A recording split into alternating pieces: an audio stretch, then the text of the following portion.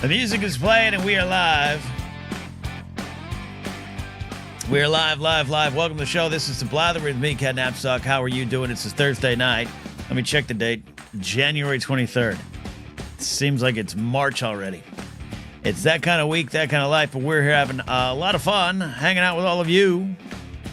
We got people checking in the live chat already, like Kingsport Cal, Addie, producer Steve here as well. And I am happy to have all of you here and more. We got a lot to get to on the show tonight. This is the Thursday edition. Don't forget, we now go live on Mondays. We're going to go live Saturday about 4 p.m. Pacific. Until further, when I start picking up some other stuff to work on. But this show, now a focus more than ever, and I'm having a lot of fun doing it. James Holmes here, checking in late on the UK, gifting a membership. You were so generous, James, to do that. Memberships are important if you want to call into the show. That's right. YouTube channel members, not only do you get the video version of a Monday morning show, you get to call into the show and more perks on the way. Don't you worry. In fact, I think I'm going to be opening up some stand-up perks on both the channel membership side and building on the ones in the Patreon side. So patreon.com/KenNapsack. Another way to join and call the show, support me, get pop rockin' radio. You don't have to wait up late on a midnight East Coast time to watch that show. You can hang out with me anytime, listening to great music, Monday morning show video version, and the podcast stuff, and a lot more. All there on patreon.com/KenNapsack. David McKay's here, Josh Bernard's here. Svetnik says, how can people call in? There you go. There's that answer. Once you become a channel member, you get to go to the community tab, and I have what should be for the Monday, Thursday, Saturday shows. Those call-in rooms are permanent.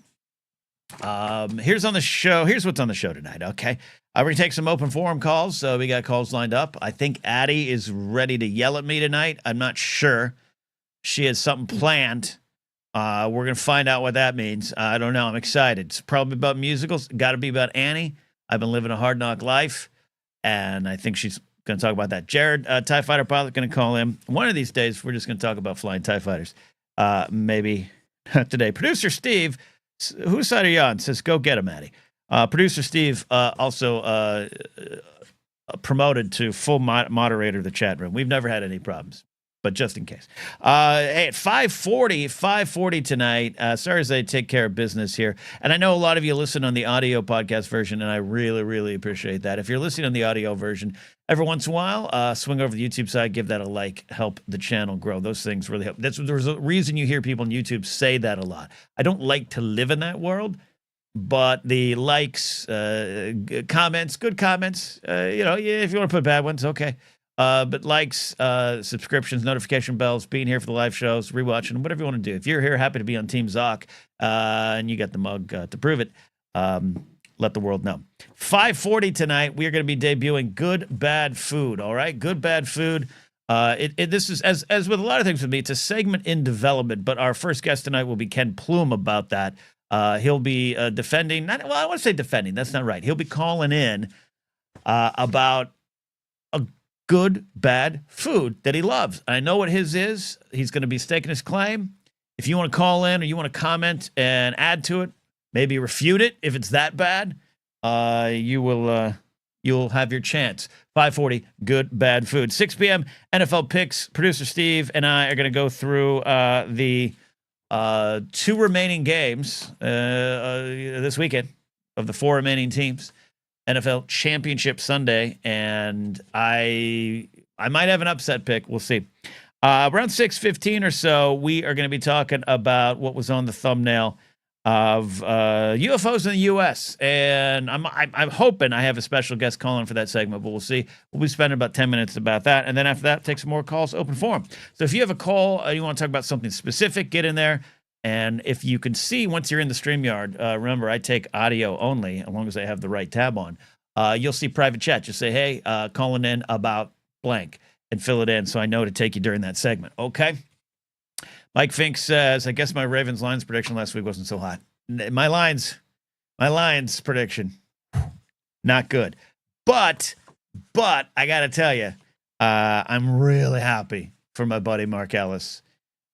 for Washington, Jaden Daniels, everyone in the championship game. They're playing with house money, and we'll talk about that. James Holmes got to say goodnight. James Holmes swings in here late on the UK and says goodnight all. I'm going to do earlier streams. There's going to be one day I'm going to do a special dedicated to James Holmes stream for anyone over there in the UK. I don't worry about, I do not worry about Matty Gunner when he watches, because Matty Gunner, I don't think goes to bed to 4 a.m. UK time. So that's kind of okay. Some more housekeeping to take care of here. You know, I love housekeeping. I do love housekeeping, not in real life, but here. We have got an interview coming your way. If you watch Secret Galaxy with the great Dan Larson sat for a full interview with me, and it's coming out on Tuesday. We talk about a lot of cool things related to his channel, us growing up and not being the same person. A lot of cool things coming that way. So check that out. Tuesday, we're going to be releasing that here on the channel and the podcast feed. Also, tomorrow, excited to yell about things with Alden Diaz on Anytime with Ken and Alden. Go to the Anytime channel, subscribe there. But it's not going to be all anger. We're going to start trying to figure out the best ways forward in this Trump 2.0 world there. And that's kind of where I'm at today. We'll get ready for some calls shortly here. But I got confirmation from the production side. I'm not going to get in trouble about Annie, but there's more important things, and so I'm worried about that. Adam Knight is here. Shout out to Adam Knight. I, for one, welcome my new AI overlords. Man, I got to tell you, applying for some work recently. Which shout out to a very nice person who left a comment on my show Monday, where I was talking about how I'm looking for work, and they said it was sad to watch that I was someone that was important to them when they were a youngster coming up on the internet. I took it as a good thing, like, hey, you know, they wish I was more successful in other endeavors, which I will be. The Blathering is building and growing. Be part of it. Join the community. Give us a like. Do all those things. But I was just glad that person was watching, and I'm glad they were concerned about me here. So I almost want to get ready for calls. Oh, man, the calls are lined up tonight. We'll shout out to our buddy Chris King. Says currently in bed dealing with a cold/flu. No calls or chatting for me, but still watching, enjoying. Well, thank you. Bundle up. I'm not drinking apple juice tonight. I'll say that. I will say that. It has been a week. I blathered. Adam Knight, who, of course, as we know, propping up Adam Knight, who is a great author. Gosh, I have so many assets back here. Check out his Overdrive series. Cowboy Ending is book 1. I have all 3. I have the collection. I'm excited to dive in a way which I've never done before. Also want to highlight Shock City by my buddy Aaron Alexovich. It is a story of 2 kids trying to survive in a fascist-run city. I would say it is art that is important for the time. Check out Shock City, where you get your graphic novels. All right. Talking about AI, I am of the mindset that we have lost, that the battle is over. We can still come back against him. We can still fight for humanity. We can still fight for art. We can still fight for choice.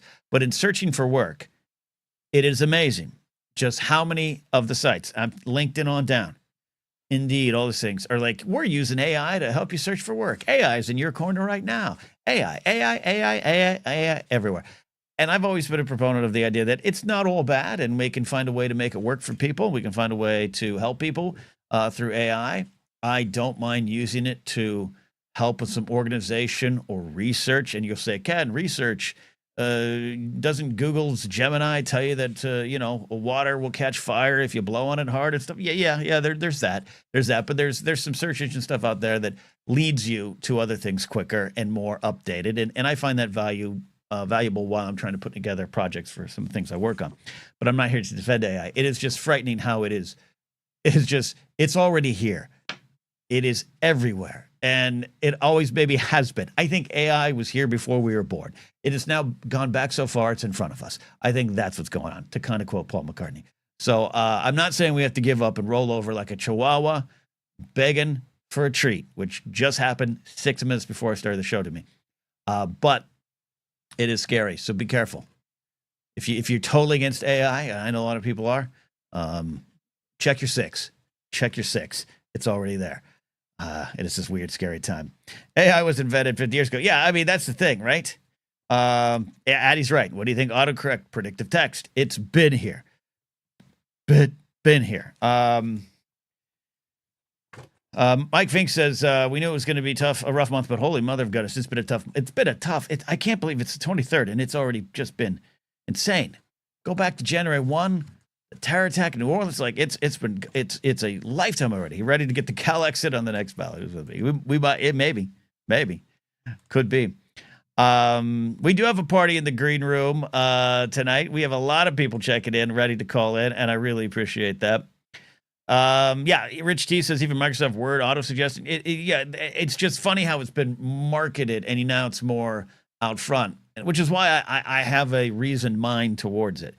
I don't love seeing AI. Like I just was trying to research some stuff for the UFO segment tonight, and I clicked on a YouTube video that I thought would have some helpful information. It didn't, and it had one of the AI kind of Jeffrey Wright adjacent voices that you hear. UFOs have, and it's really.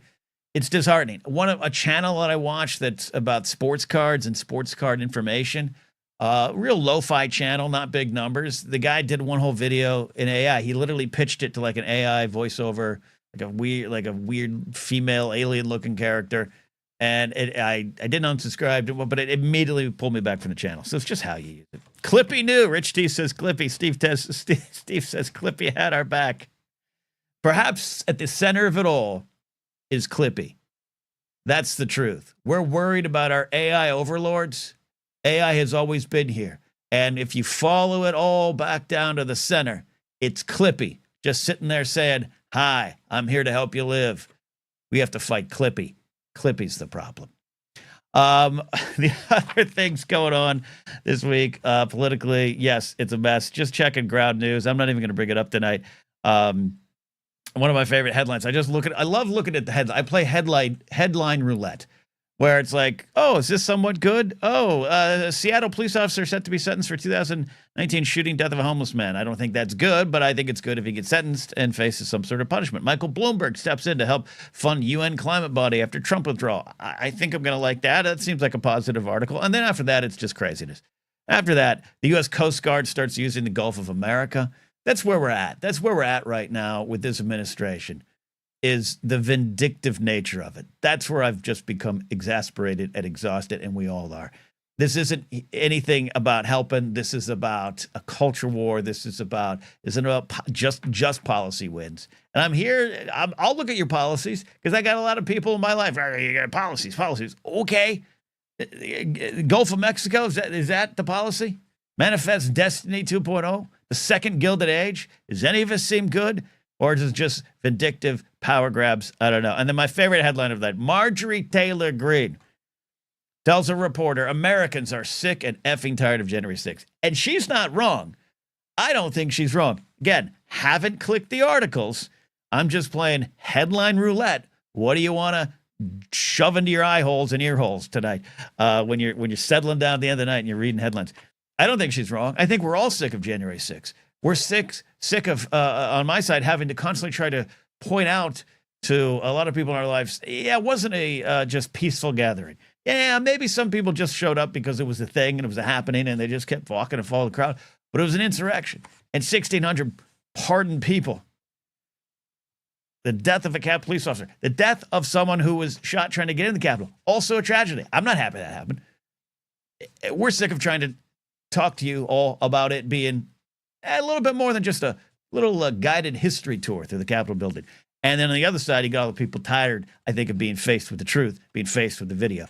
I don't always think satire and comedy will solve things, but Jordan Klepper on Daily Show always has good segments. They're not the end of the fight. They're just part of the fight.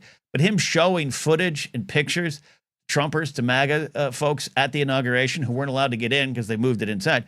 And people did. I didn't see that. Are you sure that was from the same incident? No, I think that was a BLM protest. It's exhausting. So yeah, we all are tired of it. We're absolutely tired of it.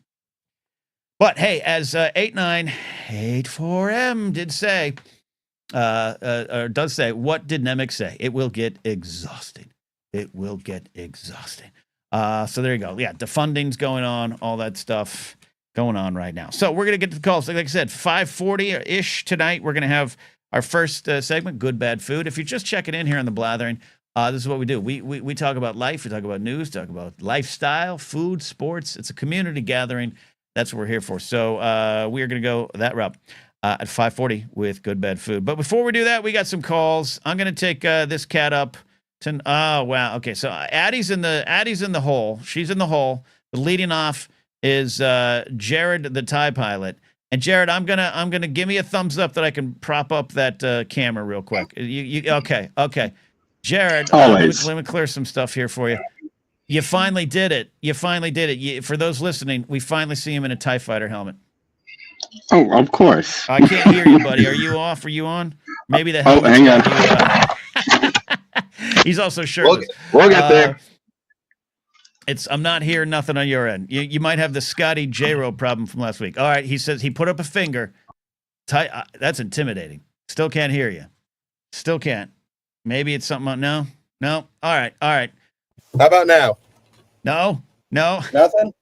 Live to tape, people, and live. Hello? It's been happening a lot. Maybe it's something on my end. I don't know. All right, tell you what, Jared, we got the helmet. I'm going to pull you back, and then we will get him working on the settings. Maybe you have to go and back out, but now she's up. She's ready. Yeah, we got confirmation. Okay. We got Addie calling in. And I don't know if she's going to yell at me. I don't know who she's on. Addie, where you go? Can you hear me now? Oh, I can't hear. See, there's something going on in my settings tonight. Oh, that's going to make things real bad tonight.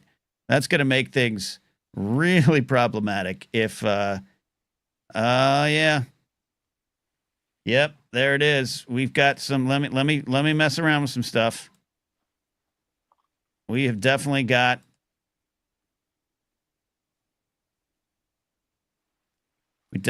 some sound. You guys can hear me, but I'll tell you what, you guys couldn't hear the music, right? Can you guys hear music? Yes. Oh, you guys can hear the callers. But I can't hear them. I'll see. There we go. That's what we're doing. Okay. As everyone's supposed to be so you guys so you hear the music. I can't hear any of them calling in. Let me see. Oh, I think I got it. I think I did it. Okay, Jared, you're back in. We're going to go. Sorry, Addie. Oh, no, Addie's in. How about now, Addie? Can you hear me? I've always been able to hear you. Okay, yep, I fixed it. It was it's always one little goddamn setting button. That is on me. Okay, Addie's not demoted. Addie's here. All right, Addie, you're on the show. Thank you all for your patience and watching a grown man sweat in his work chair. What's on your mind tonight? I just want to point out I could have said anything. You guys had full reign. Jared could have taken over the show. Kingsport House says that was amazing. Like it's always one little button. Always one little button. All right, Addie. Forum is yours. Okay. Am I not? So I'm not getting yelled at tonight? No, there are more important things. And I honestly don't even know what to say after Saturday. So, I think it is more important than ever, as exhausting as it's going to feel, to be paying attention. Mm-hmm. And as a scientist and as an educator, I've been thinking about how I could bring this to our community since the beginning of the year. I was inspired by producer Steve on Saturday, so I'd like to bring you every week or so 60-ish seconds of science. I love this. 60-ish seconds of science. Steve's a trendsetter. Yes. Okay. So I'm not timing you. What's the 60 seconds of science? You ready now? I'm going to explain it first. Like a scientist. I was thinking about this before you've debuted Science Saturdays. Hopefully this will complement that. We'll all learn something. Yeah. Sometimes it'll be big science stories. Sometimes, like this week, it's going to be news report and agency stories. I'm going to spend about 60 seconds bringing you science headlines with a little bit of context, and then you can pick what, if any, we talk about further, or you can pick none, and the call will be over. That seems wrong. Nah. We'll hopefully know more at the end. than It when would- we started. It would definitely add some wonderful tension. It's like if the show was hanging over like a balloon water bucket thing at a party, right? Like that would work. All right, let's do this. Okay. Let's roll with this. I love Okay. this. Let's start the clock. 60-ish seconds. Mm-hmm. Okay. The NIH was hit with devastating freezes on meetings, travel, and communication outside of the agency. While not uncommon with new presidential administrations, staff within the NIH suggests this is more extreme than previously experienced.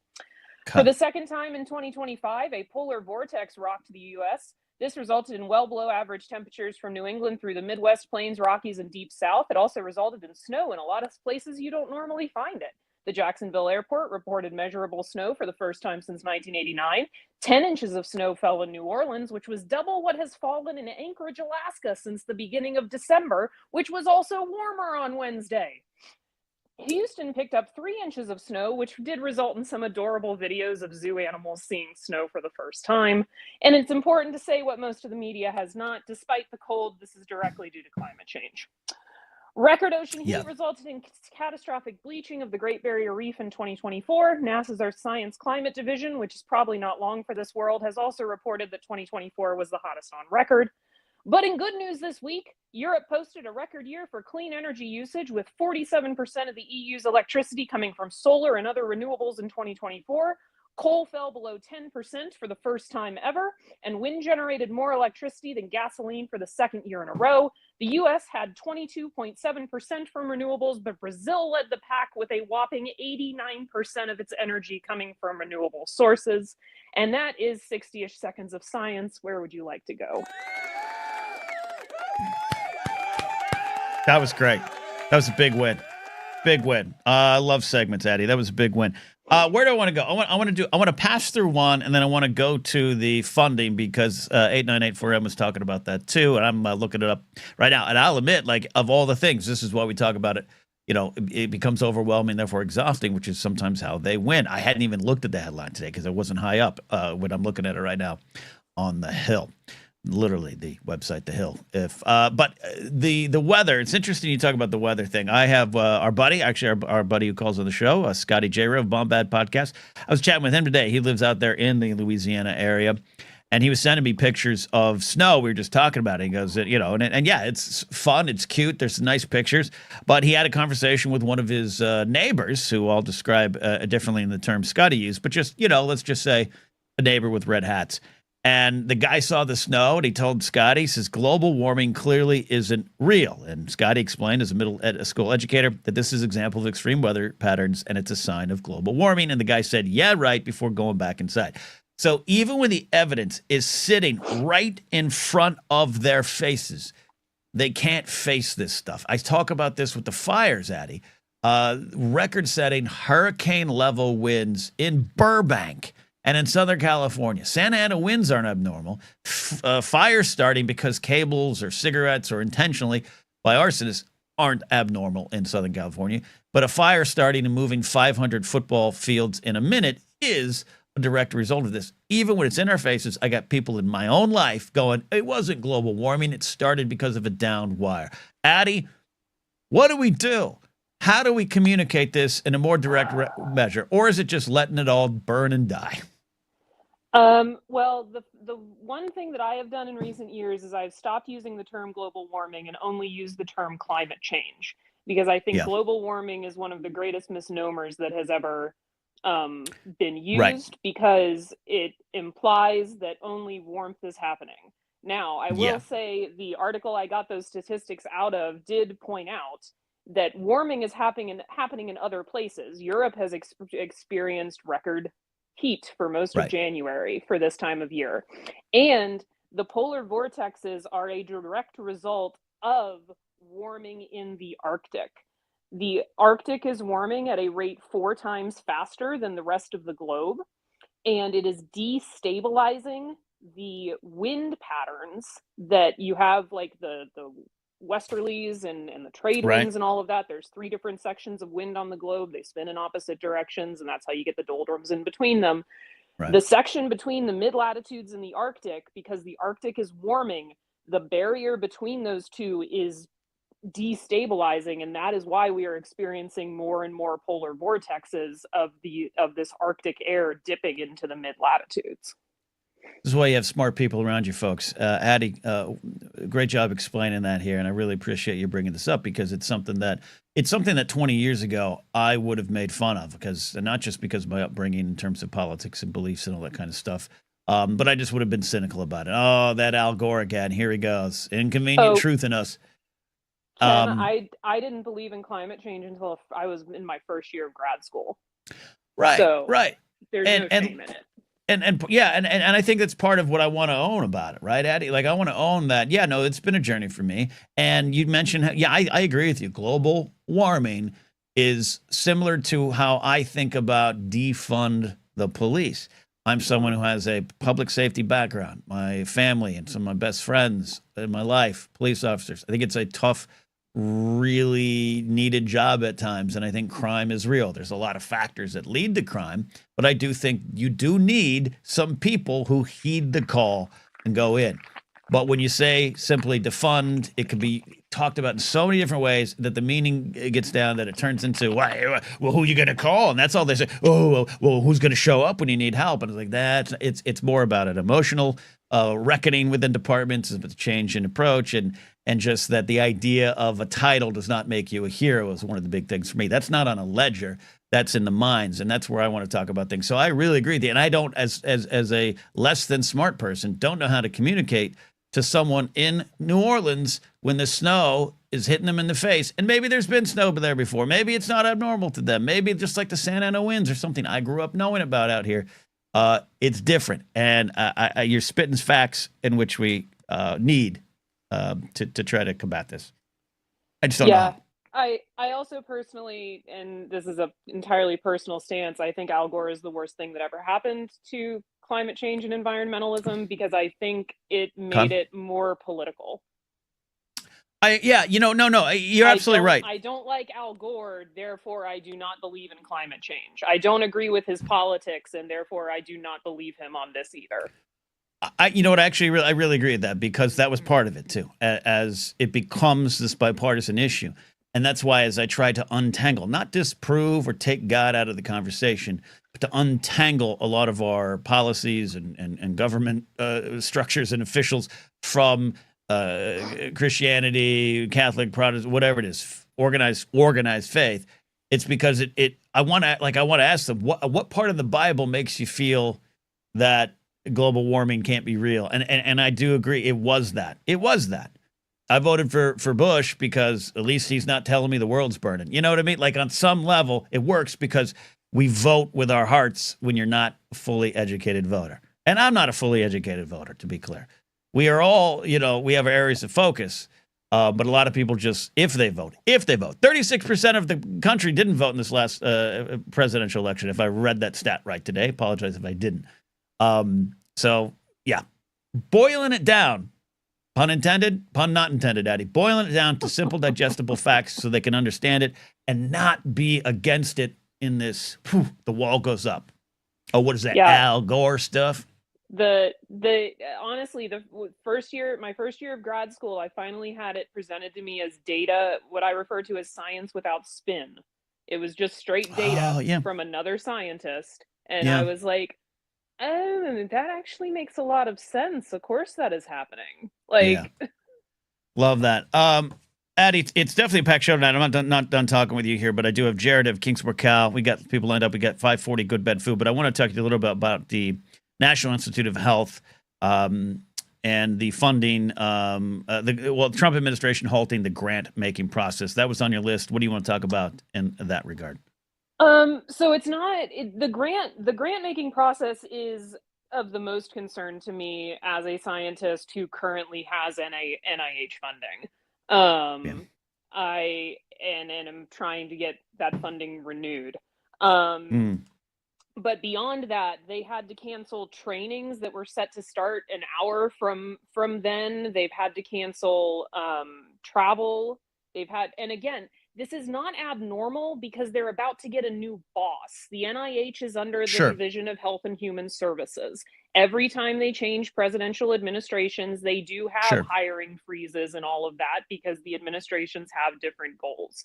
The part that concerns me is that this does seem more extreme than it has ever been before. I've never heard of grant proposals that have gone through the peer review process and we're going to be so the way very quickly the way government funding works is you write a proposal, it goes through a peer review process where people who know about the stuff you are doing review the merits of what you've written to decide if it is worth funding.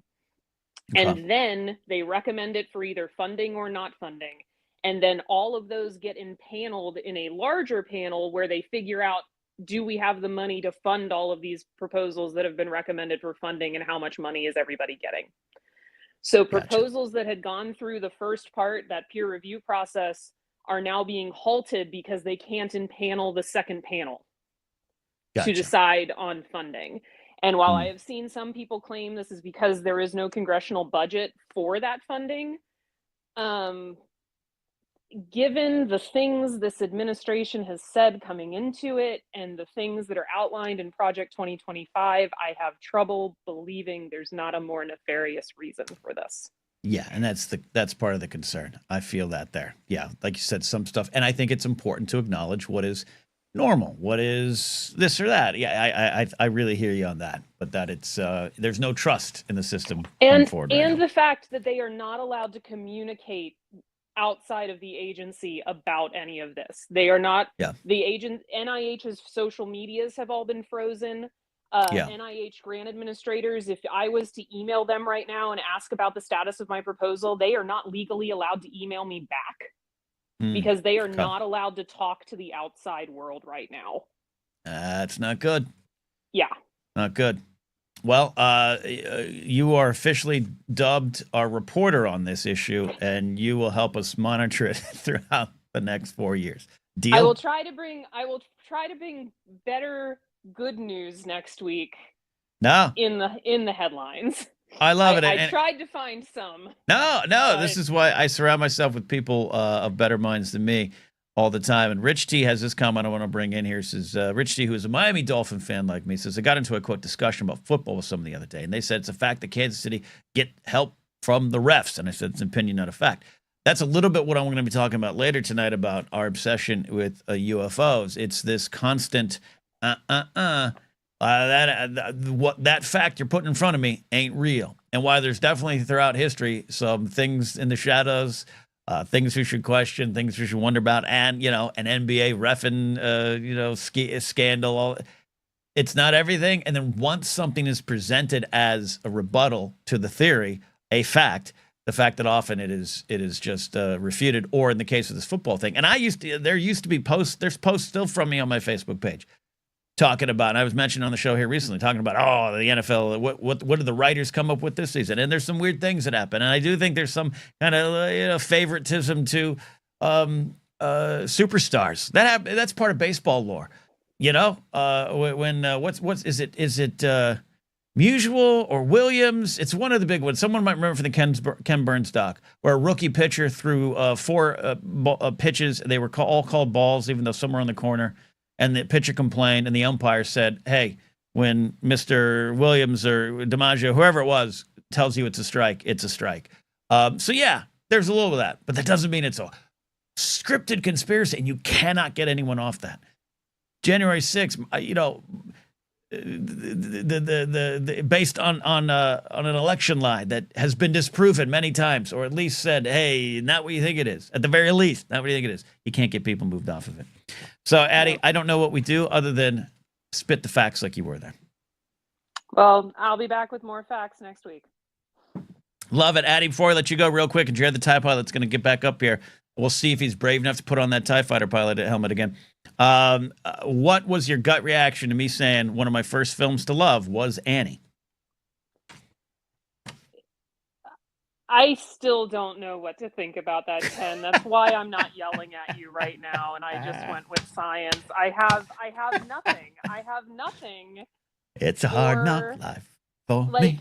I have nothing for the fact that you love that movie and you won't give other musicals a chance. That's what I got. That's All right. what I've got. I'm not saying I'm not the problem, Addie. Okay, I want you to know that. I'm not saying I'm not the problem. That is Addie, our resident professor of smart things. Really great call, Addie. Really top-notch stuff. Thank you for calling in tonight. Anytime, Ken. Anytime with Ken and Alden tomorrow at 11 a.m. Pacific.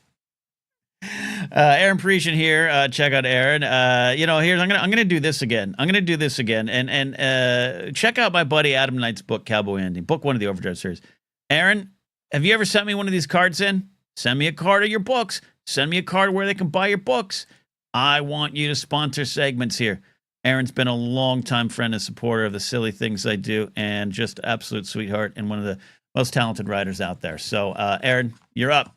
All right, we have, in a few minutes, we have our first good, bad food segment, but I'm going to bring this guy back onto the show. The big thing was spoiled already earlier, but it doesn't matter. Here he is, Jared the TIE Pilot. That's the wrong camera. There's the right camera. Jared, now I can hear you. How are you doing? Oh, now Jared's... Now you've muted your mic. This is not on me. No. Don't you blame me for nonsense. I do no wrong. Okay, here he is. He's one of the members of a great band called Concepts of a Plan. How's band practice going? Oh, good, actually. We've got, in the winter times for bands, our booking dime. So it's phone calls and emails and, negotiations. Negotiations. You got to have negotiations. It's fun to get paid. It's fun to get paid. Absolutely, it's fun to get paid. If you're listening on the audio version, this is why I love doing the blathering. It's become one of my favorite things in my career ever. I'm talking to a regular caller. I'm going to call him a friend, Jared the TIE Pilot. He lives near or around a city I like, but I still question, Boston. But he's talking to me in a TIE Fighter helmet. Where did you get that, Jared? Actually, I have I used to play competitively a tabletop game, the Star Wars X-Wing miniatures game. What? Yes, but time out. I'm going to be a NFL coach calling a timeout for it's the not for long league. Okay. I haven't played it, but it always looked good. Like I wanted to play it, but a competitive player. How did this happen? I want to know more. Oh yeah, I fell into it. Like most nerd things and stuff, the company that used to run it, Fantasy Flight, had a tournament circuit with world championships, with cash prizes and regionals and stuff. And oh yeah, I was one of the store and regional champions and all sorts of stuff. And this is amazing. Look, I know a comic, Greg Benevent, who is a comic in LA, great guy, and he was like a world leading Mario Kart player, I believe it was, in like the 90s. Made Nintendo Power. I love stuff like this. This is great, Jared. Can you come back later on a future show? Get some pictures into me earlier. Do we have pictures of you at these tournaments? Oh, I do. Oh yeah. I love that. All right. I've got video. You got video? Oh, we might have to.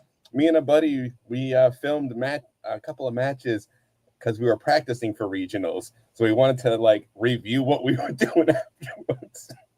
You got to review tape. Tony Gwynn watched every at bat on a VHS tape after a game. You got to review tape. I love this. I absolutely love this. Hey, coming up a few minutes, folks, is going to be Good Bad Food, our segment that launches tonight. Our first competitor. It's not even a competitor. Our first combatant. Nah, it's not even a combatant. Our first caller in the segment, which will be a video segment, is the great Ken Plume. He's lined up. But I got Jared the TIE Pilot here. Jared, what's on your mind? You got. I'm giving you about 2 minutes. What's on your mind? So back to the helmet story. So whilst in this league, does anybody? Your helmet fall off? Are you okay? Got their old copy of their Star Wars on the original Blu-ray release that they did. Okay, you're using the word old. You're saying, do you got your old Star Wars trilogy Blu-ray copy, Jared? Those are new. Okay, those are new. If they've come out in the last 20 years, they're new. Because I'm looking at the VHS collection right over there. Yeah, my VHS is in the corner too, but this is the older Blu-ray version. But there's the documentary with the 501st in this about how they got to do the parade, and the gentleman from Massachusetts that they picked was a friend of mine that I played X-Wing with, who is a member of the 501st, who gifted me this fabulous 501st approved helmet. So this is Got it. screen accurate. It looks great. I got to be honest with you. I wish I could put it on and drive around Burbank with that. I might get pulled over. I might crash. Yeah, have you? I might crash. I don't trust, especially at night. But I think it's worth it there. Jared, thanks for calling in. Any final points here tonight? I got a lot tonight, and I don't want to leave everyone hanging. But I don't want to leave. I don't want to cut you off before you make a point. Oh no, but one point on again why ties are always better, and Addy will approve of this. The Rebel Alliance, as they like to call themselves, uses non-renewable fuel sources for their planes. TIE pilots and TIE planes, all solar panels, all renewable. Nothing but green energy coming from us. Oh, that's amazing. I love that pitch. You heard it here first, folks. Empire. Green. The Empire is green. I was told by my very mega, loving uncle that if it's green on the outside, it's red on the inside. You're saying no. You're saying no. If it's green on the outside, it's good on the inside. All right.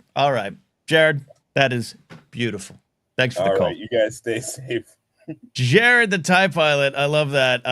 Hey, everybody. If you're just catching on to the show here, this is Blathering with me, Ken Knapsack. We go live Mondays, Thursdays, and Saturdays. I love hanging out with all of you. At least for now, I'll let you know when the schedule changes. But when it does, because of any other thing that gets in the way, you'll know, and we will broadcast. Subscribe here, do all those things to help the channel grow.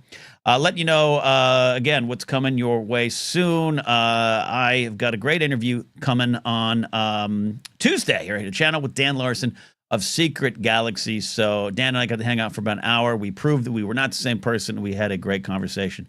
So look for that. All right. Subscribe so you don't miss that. All right, I've been wanting to do this segment here, and we're going to see how this goes. But I picked a pro to get us through this segment the first time out. A segment called Good, Bad Food. This isn't necessarily disgusting foods. This isn't necessarily, it's creepy and it's crawly. But it's something that you acknowledge might be considered bad, but you think it's good, and you're here to celebrate it with me here. So on the show, welcome to the show, Mr. Ken Plume, author, author of this wonderful book, The Art of DuckTales. I really want you all to check it out. Hit that link or type it in bit.ly/DuckTales book and pick up your copy today. So happy to have you on the show, buddy. How are you doing? I don't know if I appreciate the possibility of being a segment killer. There's a lot of pressure on you, but look, I've seen you. I've seen you play Fortnite, and I know you're good under pressure. So I know you're great under pressure. So I am the best under pressure. Yes. And the thing that we're going to talk about is under a lot of pressure to be created. It's a lot of pressure. And that is it. It is it. Here it is. Good, Bad Food. Ken Plume, what is your nomination? What are you here to celebrate on the first segment of Good, Bad Food?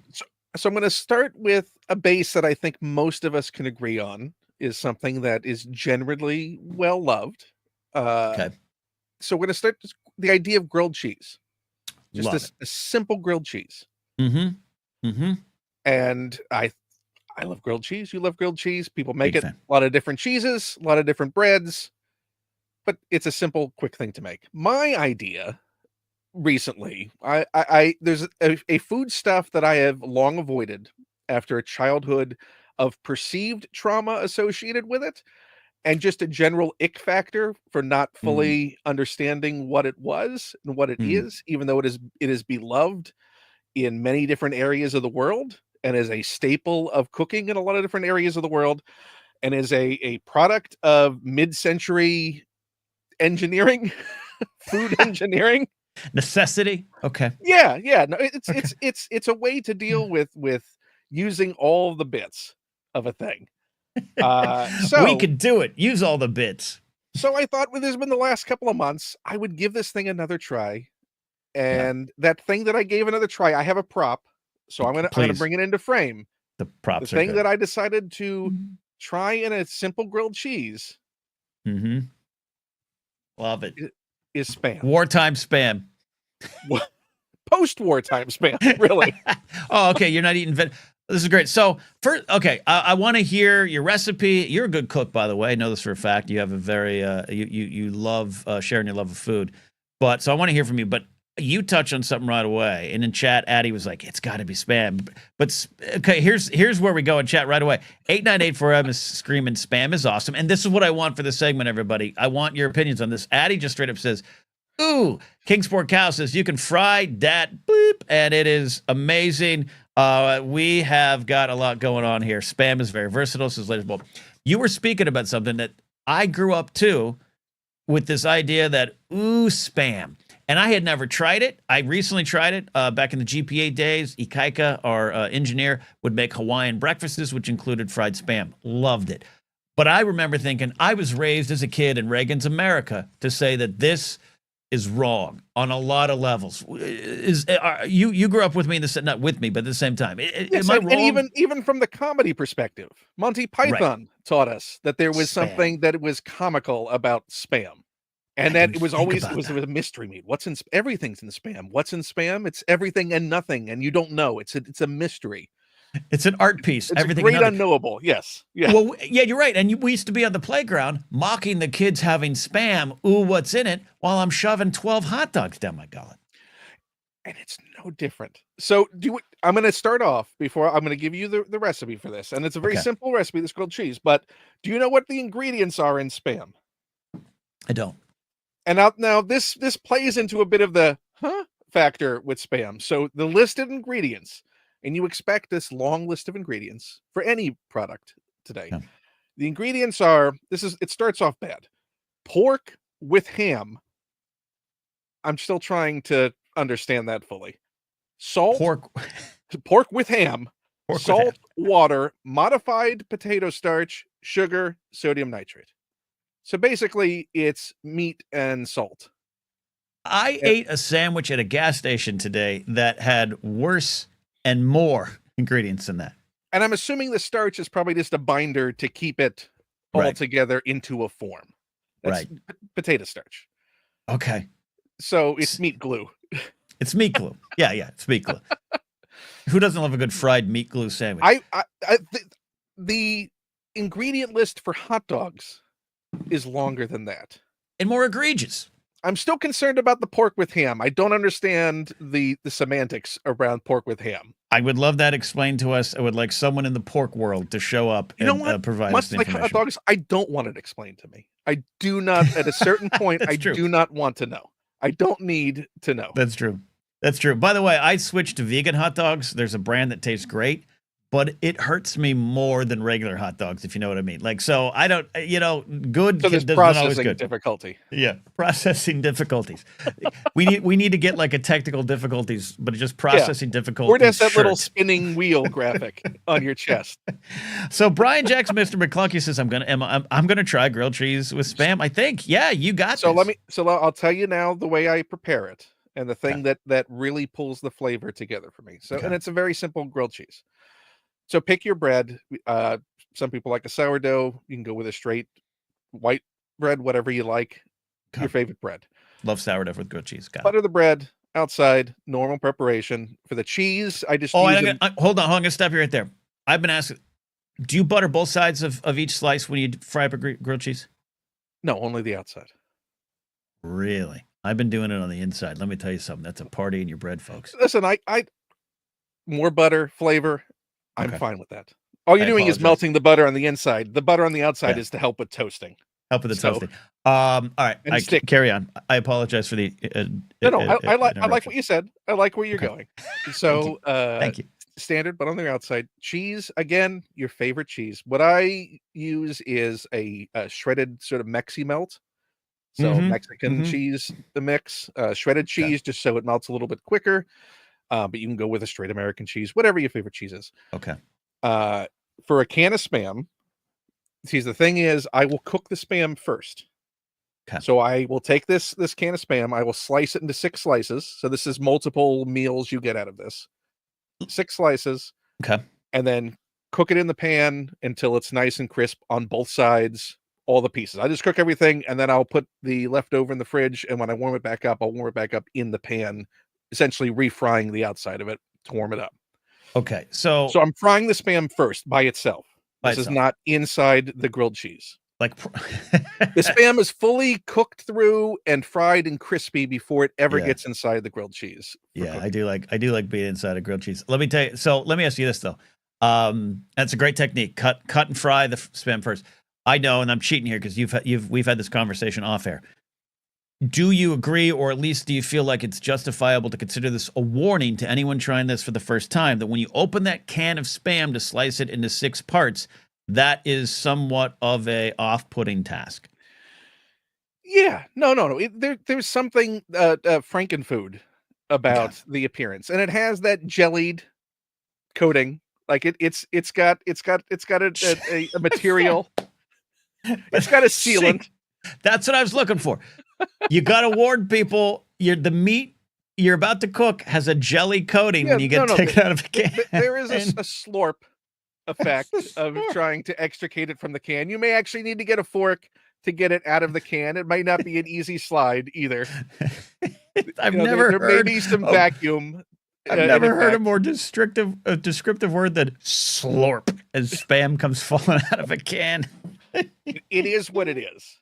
And it is, it's a delicate cut because it does want to start to disintegrate into its component parts. So you have to do a nice, steady, sort of slow cut to it. But I get 6. I get 6 even slices out of it. Okay. This is great. This Laserbolt points out the same with Vienna sausages, a good slurp to them. A couple follow-ups here. And by the way, I got some super chats. I got one from Malcolm. I will acknowledge Jared's Ken and Ken DS9. It's just keep paying because it ain't going to happen.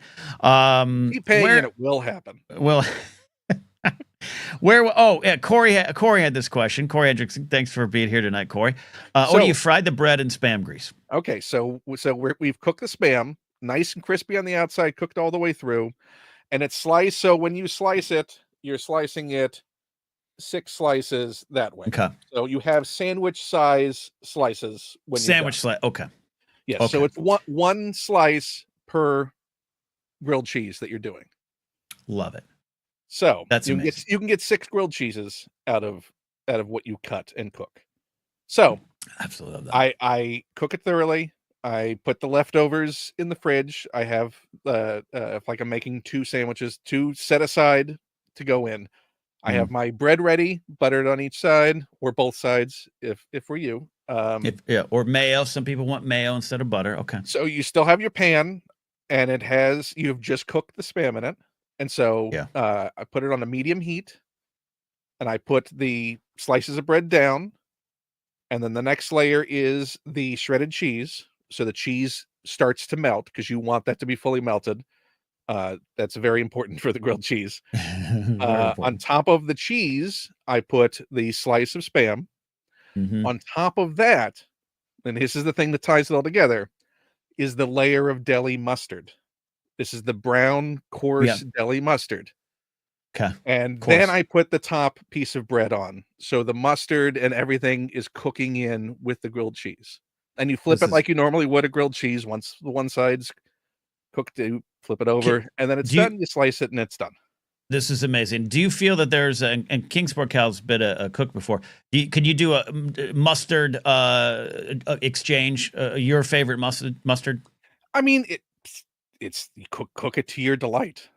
I tend to not go for the spicy because the spicy tends to be a little bit sweeter, and I don't want a sweet for my own.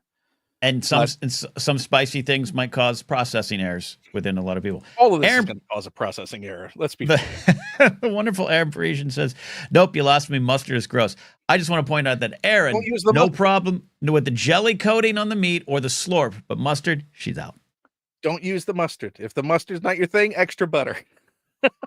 So this is what I love. As this segment grows, we're going to make a playlist on the YouTube channel. And if you want to, all of you out there, I would love if anyone tries this. And I'll say this. I think this is a pretty direct one.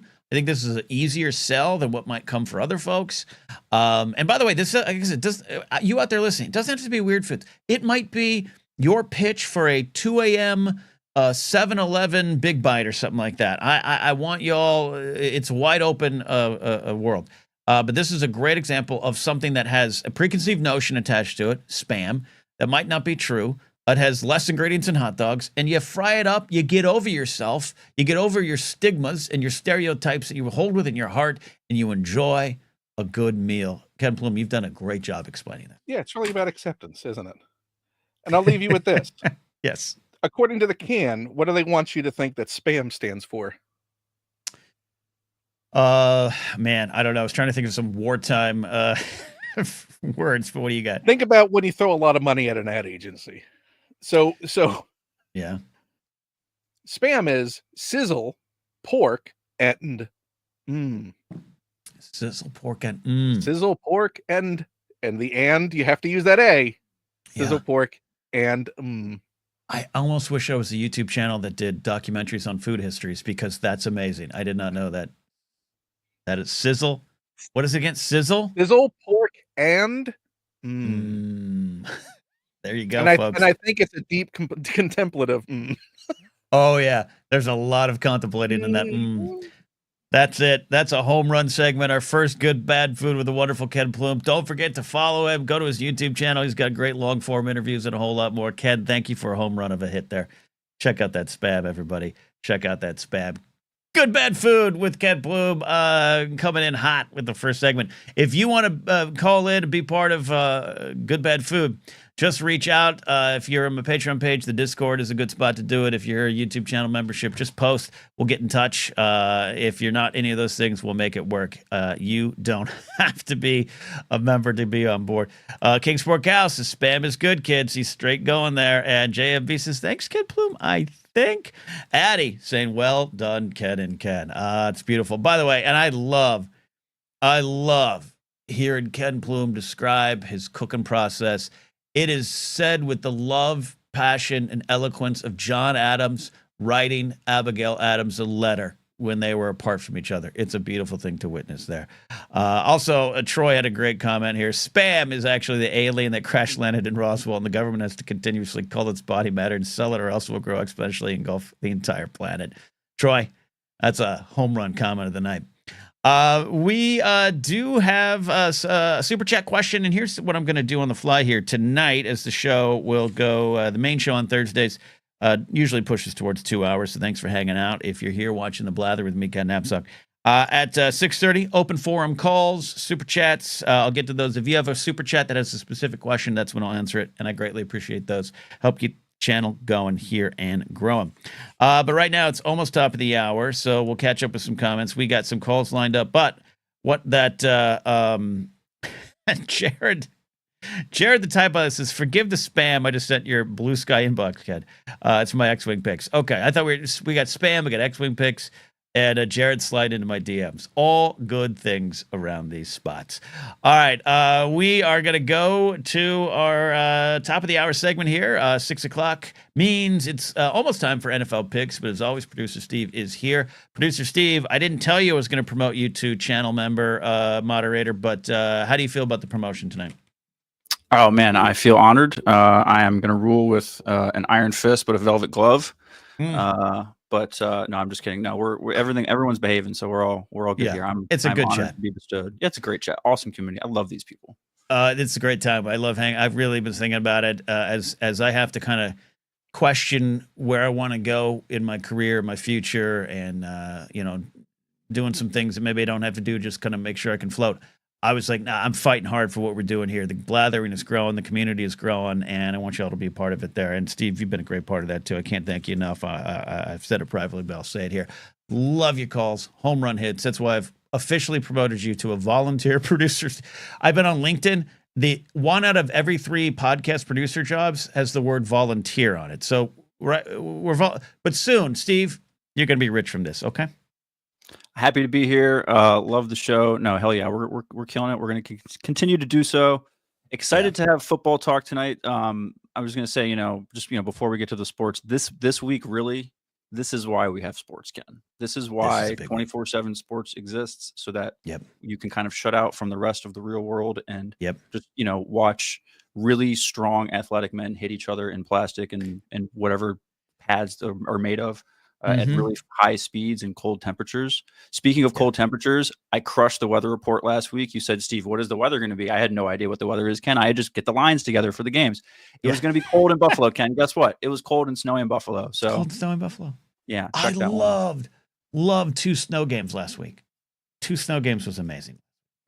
Yeah, no, it was especially in Buffalo and Philly. Those are 2 good snow cities. For Philly fans, it harkened back to the last time we played Matt Stafford in the snow. My hero, Shady McCoy, absolutely took off, and Saquon Barkley had a very similar game. But yeah, no, and I think this week we won't have snow, so we'll get a good mix of because you don't want the weather to be too much of a factor all the time, like for a whole playoff run. You really want to, you want to see how these teams line up on a regular field. Love it. And before we get to football picks, a couple things to hit. Adam Knight says, never mind the football talk. Damn it, Steve, your hair flow is giving me hair envy in the worst way. Size an old man who can no longer rock the long locks. I agree. It's how long have you had that hair long? I conditioned today. So the hair was a COVID. That was thank you. That was a COVID. It was a COVID a decision. Not having to go. My old job. I wore a suit pretty much to work every day. Short hair. So I like the Don Draper look. Well, at least that's what I told myself. Yeah. And then so COVID hit, and I've just turned into a liberal hippie as things have happened, and I've just let my hair grow out and figured I'd play the part. So. No, someone in chat like a few months or I think it might have been Rich or someone said I looked like a Lord of the Rings character and gave me a name, and so I've used that name like 3 or 4 times in like RPGs now, and I'm just running with that. Beautiful. So, thank you for that. So before we get to picks, I have a question for you, and feel free to have any questions for me. We always like hearing from you before. I just want to talk as a fan. You're a Philadelphia Eagle fan.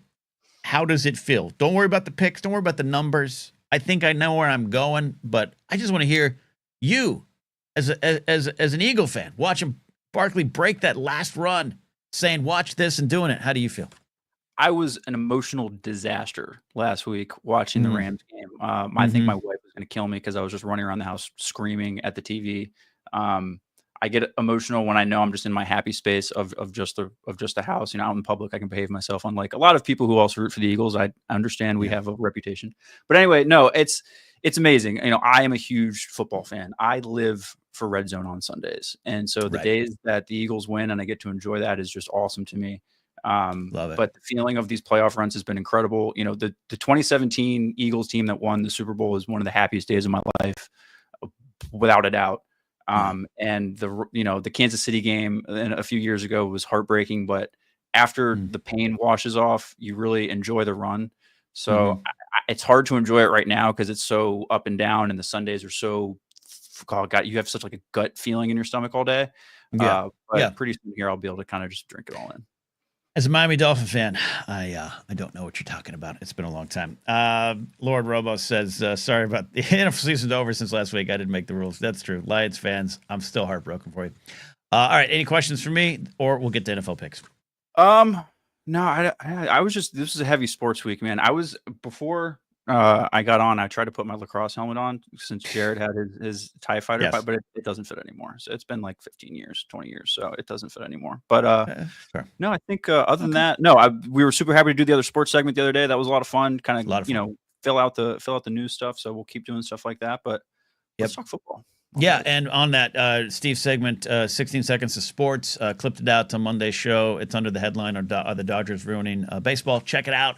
Help prop that up. Give it a like, everything, and all that good stuff. Folks, we are fighting to grow this channel, and we're fighting like it's Helm's Deep, and we're going to win. Gandalf's on the way. All right. But with that, we got NFL picks. Steve is here. We've got 2 big games. It's NFL Championship Sunday. I've had a pretty good regular season. Last week, though, Steve, slightly disappointing to me. What do you think? I mean, not too bad. You were 2-2 last week. So even on the money, you're 7-3 on the playoffs, which is pretty damn good. And 52-42-1 total this season. I got to write that down to frame it on my fridge. 52-42-1. So we won the Chiefs and the Bills last week. The Eagles killed you on the whole points thing, how that all works. That wasn't fun. But no, you're doing pretty good on the playoffs so far. And just 2 games this week, we're down to the championship Sunday. All right, let's do it. Let's go AFC first because you're emotionally invested as an Eagles fan. That's my call here on the fly here. What do we got? NFL Championship Sunday. Understood. Here we go. In the AFC, we have Buffalo going to Kansas City. Kansas City is a 1.5 point favorite. Man, Bills were one of my Super Bowl predictions. I had Lions winning. That's all off. So I can reverse course here if I want. I really loved watching what Buffalo did last week, as much as I hated as a Miami Dolphin fan. And I'm not one of those people that's just going to root against Kansas City because they're at the top of the heap. I'm not going to root against them because Taylor Swift's in the crowd. I like Taylor Swift. I'm glad they're in love. I'm glad Travis Kelce left Twitter or X or whatever and finally got out of there. I love all this here. But I've been saying it all along. Don't worry about their record. Kansas City has not been perfect. I'm talking about in record. But, Steve, I've just been following this all year. They've been looking vulnerable. Buffalo has got the entire city behind them. They've always had that, but now there's a little bit of a sense of destiny. Now, I do believe destiny is what brings you to the next choice. It's not necessarily something that's fait accompli, but I really, really, really love what's going on in Buffalo. They've got some holes on defense. It's going to be a shootout, but if I'm taking Josh Allen versus Patrick Mahomes II this season, I'm going Josh Allen. I think the Bills are going to upset at Kansas City. No point spread to worry about. Big win for the Bills. Taking the Bills on the road in Kansas City, the big upset, the Super Bowl champion goes down. That's a huge pick. And I have a cute fun fact for you just in the Kansas City Buffalo series. I don't know why you're laughing at me. Just listen to these last few just listen to the last matchups in this or the results of this last matchup, right? So going backwards in time, winners, Bills, Chiefs, Bills, Chiefs, Bills, Chiefs, Chiefs. That's going back to 2020. The difference there is the times that the Chiefs won, those games were in January. The times that the games that the Bills won were in October, November, or December. Look, and that's the big X factor. I'll admit that. I want anyone to think I'm undercutting Kansas City. I love Andy Reid. One of my life goals is to go to a drive-through donut shop with Andy Reid, okay? I absolutely want to get the pink box with Andy Reid. And as much as I don't love Patrick Mahomes, I think he's great. I don't know. He's quite frankly, I don't know what he votes, and I don't think it agrees with me. But I don't love watching him off camera or off the field, but on the field, he is a champion. And I like Travis Kelce. He's a good old boy, but I think an actual good old boy. So I'm not rooting against him to be cynical or above it all, Steve. I just think this is it. This is the year for Buffalo. This is the year for Buffalo. A lot of people, the entire universe outside of Kansas City agrees with you, or at least their heart agrees with you, because I think everybody wants to see someone other than the Chiefs in the Super Bowl. So I get it. All right. So that one's the easy one, Steve. That's the easy one. That's the easy one. Game number 2. This is the early game on Sunday. The Washington Commanders head to Philadelphia to take on the Eagles. The Eagles are a 6.5-point favorite at home. All right. I have been thinking all week about this one, Steve. I got people like you, my buddy Hal Lublin, my old friend Corey, Eagles fans, and they wear it on their sleeves. You wear it on your sleeve, okay? I'm really, really, if I was watching it, I'd be afraid of the Eagles. Barkley's amazing. I love watching when like a running back just has that one big season. I'm not saying he's not going to have a big season next year, but that one season where you're like, oh, this is this guy's year. It's an insane year he's having. It's almost video. People use video game quality or video game plays. That 78-yard run, and there was that shot of him just going, watch this, and he does. Next level. The thing to realize here is I think there was a little stumble. There was a door open for the Rams in Philly. And Washington has now moved past they're having a great year that was a surprise to, for me, this feels like fate and unreal and a storybook. I don't like Washington's defense versus the Eagles. Barkley might run for 250. I'd take that prop bet of 220. A safe prop bet of Barkley running 220. Every time you cut to Jaden Daniels on the sideline, if it's a close game, the dude looks like he just woke up from a nap. He does not care.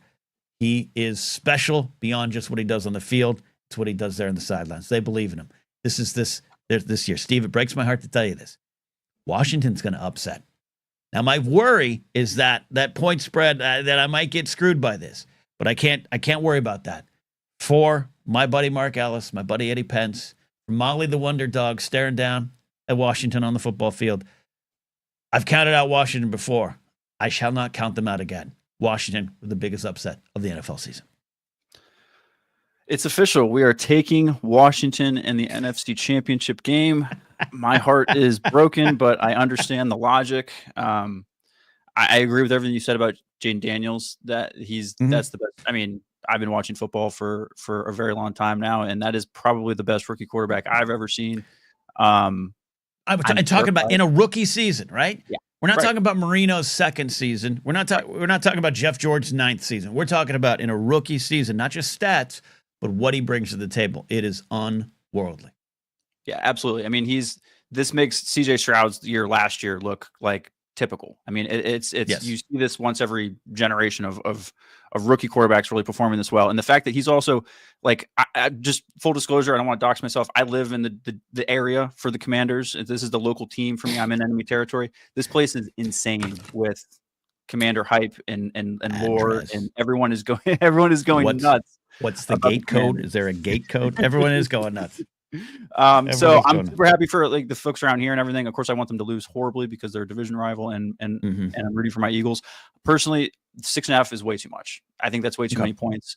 I think that's a word. If I was betting on this, I'm going to bet on this game. Full disclosure, but don't gamble. Do not gamble, kids.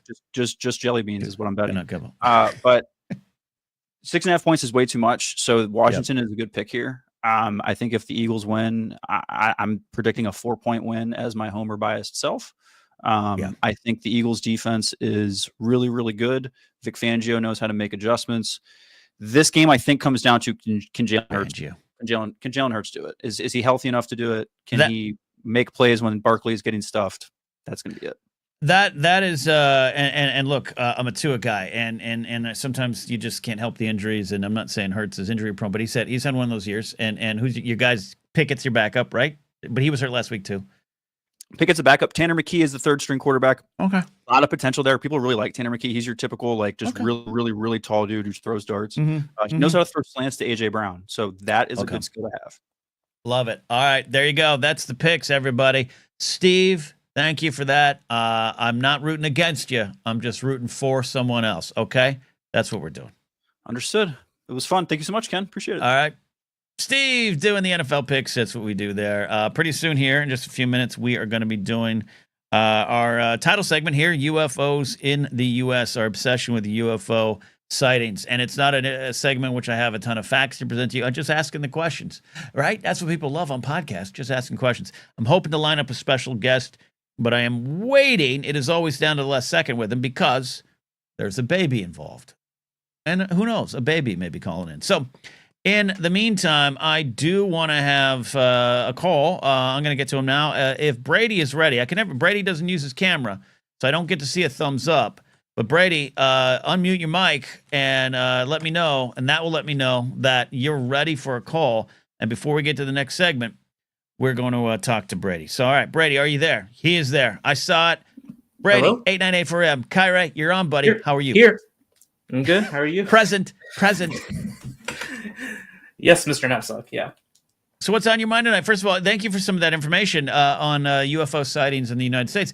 I was looking up that photo that you posted that's on the thumbnail, and there's some debunking of it. There's some additional information, a lot for me to process and take in, but it got me going down a research rabbit hole, and I appreciate that.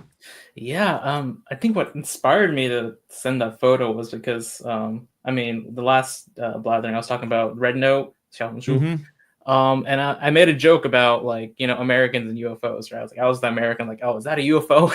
Yes. And then apparently it's a meme in China that Americans love their UFOs. And we do. Yes, we do. Spielberg has 3 UFO movies. Anyway. I think Spielberg's a big time believer. On Close Encounters, he had one of the biggest kind of Project Blue Book related kind of guys as a consultant. The name escapes me, but people will know. Oh, wow. Yeah, I think Spielberg's a believer. I'm not a believer, as people know, but we're going to be talking in just a couple minutes here. I got my next call lined up, Brady, so I'm not going to let you go right now. But UFOs in the U.S., what's our American obsession with UFOs? I got the host of The Strange and Unusual on the line in a second. But Brady, quick questions from you. What's on your mind? And I know you were worried about that funding issue. Thanks to Addie for explaining that in a 60 Seconds of Science segment. What's on your mind? Yeah. I was just gonna talk about the UFO stuff because I think I kind of inspired it. Yeah, But yeah. I got a reply that I think stuck with me, and someone said in Chinese, like, in China we don't have UFOs, and that made me think, like, wait a minute, do people in the rest of the world not believe in UFOs? Like, they don't have that same sort of curiosity, and that's what made me look up that image, because I think I saw it before, but it just reminded me of this. Wow, yeah, and I think, like with Russia too, because I think during the Cold War, the narrative is like, oh, they talk to the nations in power, right? So the U.S. and stuff. Yeah. But yeah, like, then why does Russia have so few sightings as well? So the Soviet Union at the time, and they have some, right? They all got dash cams on their cars, which is more about government and police corruption than anything else. But they always do capture some things. Look, it's fascinating. I'll say right now, I am of the belief that two big conspiracy theories in our world originated from the Soviet Union, Area 51. Not Area 51. The Roswell crash, which kind of leads to Area 51. Roswell crash. And Hitler escaping to South America, I believe, came from almost specifically Joseph Stalin. That's something I've discovered in research there. They love disinformation. They love getting in our heads, and they still do. So I think it's tied to a little bit of that. But I don't know all the facts. This isn't about me having facts. This is about me opening up the phone lines to it. So, yeah, Brady, that's fascinating that you say that about your Chinese friends there on Red Note, which has been a valuable source of information, I think, in a week. Yeah, and mainly just cultural exchange. I think I've already talked about on Monday. Just clearing up some people. We tell things about each other, but we don't actually, never experience that about someone. Yes, and that can be dangerous. Yes, experiencing that firsthand. Rich T says Russia uses our collective hubris against us. I actually kind of agree with that there. Brady, as always, thanks for calling. If you want to stay on and come back later, you're more than welcome to do so. I love hearing from you. I was full show tonight, so I'm sorry I'm rushing through some calls, but thank you, as always. All right, Brady, 8984M, a.k.a. Kyrie, checking in. Love what he brings to the table. And yes, so here, we're going to do this here. Let me make sure my camera is ready. So I just was talking about this, and then last week, and Brady in chat had brought some stuff up, and I want to be clear. I've come down decidedly on the side of, aliens, maybe.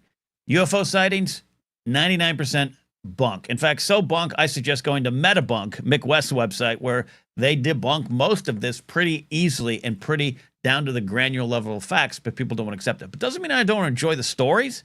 We've had Jerry call in, Jerry the Cannon Junkie. We've had this next guest call in and share his stories, which I believe, and I don't have an answer for. But two things I was looking up. This is the UFO map in question. This has not, I want to say debunked, but I was looking at, of all places, Reddit. This is reported UFO sightings from 1906 to 2014. If you're listening, you got the globe, you got all the continents, and then you got, boom, United States is pretty much all of them. Europe, UK actually looks like Great Britain there, England, the world. And then you got other major metropolitan areas, and the areas that are not populated don't have a lot of them. That all makes sense. Not a ton in Canada, but also because Canada is mostly just places we're not walking. But this, I was looking at it. There's some additional information. There's some reporting on it that would not say that, hey, this is not to be taken as the be-all, end-all of fact. Also, I found this article on space.com about a 20-year study over nearly 100,000 reports of UAP, UFO sightings. It's like 90% on the West Coast. And you got a lot of military bases over there, but you have military bases everywhere else. But the West regions, almost the Rockies over, almost like Texas Panhandle over. Most of them come from the West. What does this all mean? I don't know. But you know what? This is why I say on this show, I don't pretend to have the answers. I just want people around me who know a little bit more about it. So we're going to bring in right now to the show, oh, my good friend, Mark Riley. He's the host of a YouTube channel called The Strange and Unusual. I want you to go subscribe to it if you already subscribed. Or you used to know it as like the Mark Riley channel, but it's now The Strange and Unusual. Mark Riley, how you doing? Can you hear me? How you doing? Where's the baby?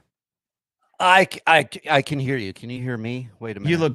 You look beautiful. I hear you. You're sexy. You hear me? Okay, wait, hold on a minute, because I don't really hear myself. There it is. I need new headphones because I pulled all this shit out of mothballs. The baby is right outside. I'll have the baby come in here. Can I have the baby sometime? That's all you do. You just yell for babies and they show up. So first of all, this baby is the best baby. Yes, not an alien. First of all, you have ET behind you on the shelf. That's great for those watching. But and if those listening, I'll describe it. Superman there, who is an alien. He's an alien.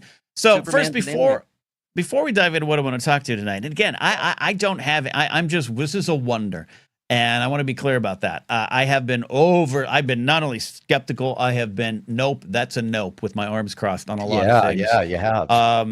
And where it goes and how it goes to political stuff and the danger of conspiracy theories. But I know that's not you. But you've just launched the Strange and Unusual. Explain what you got going on.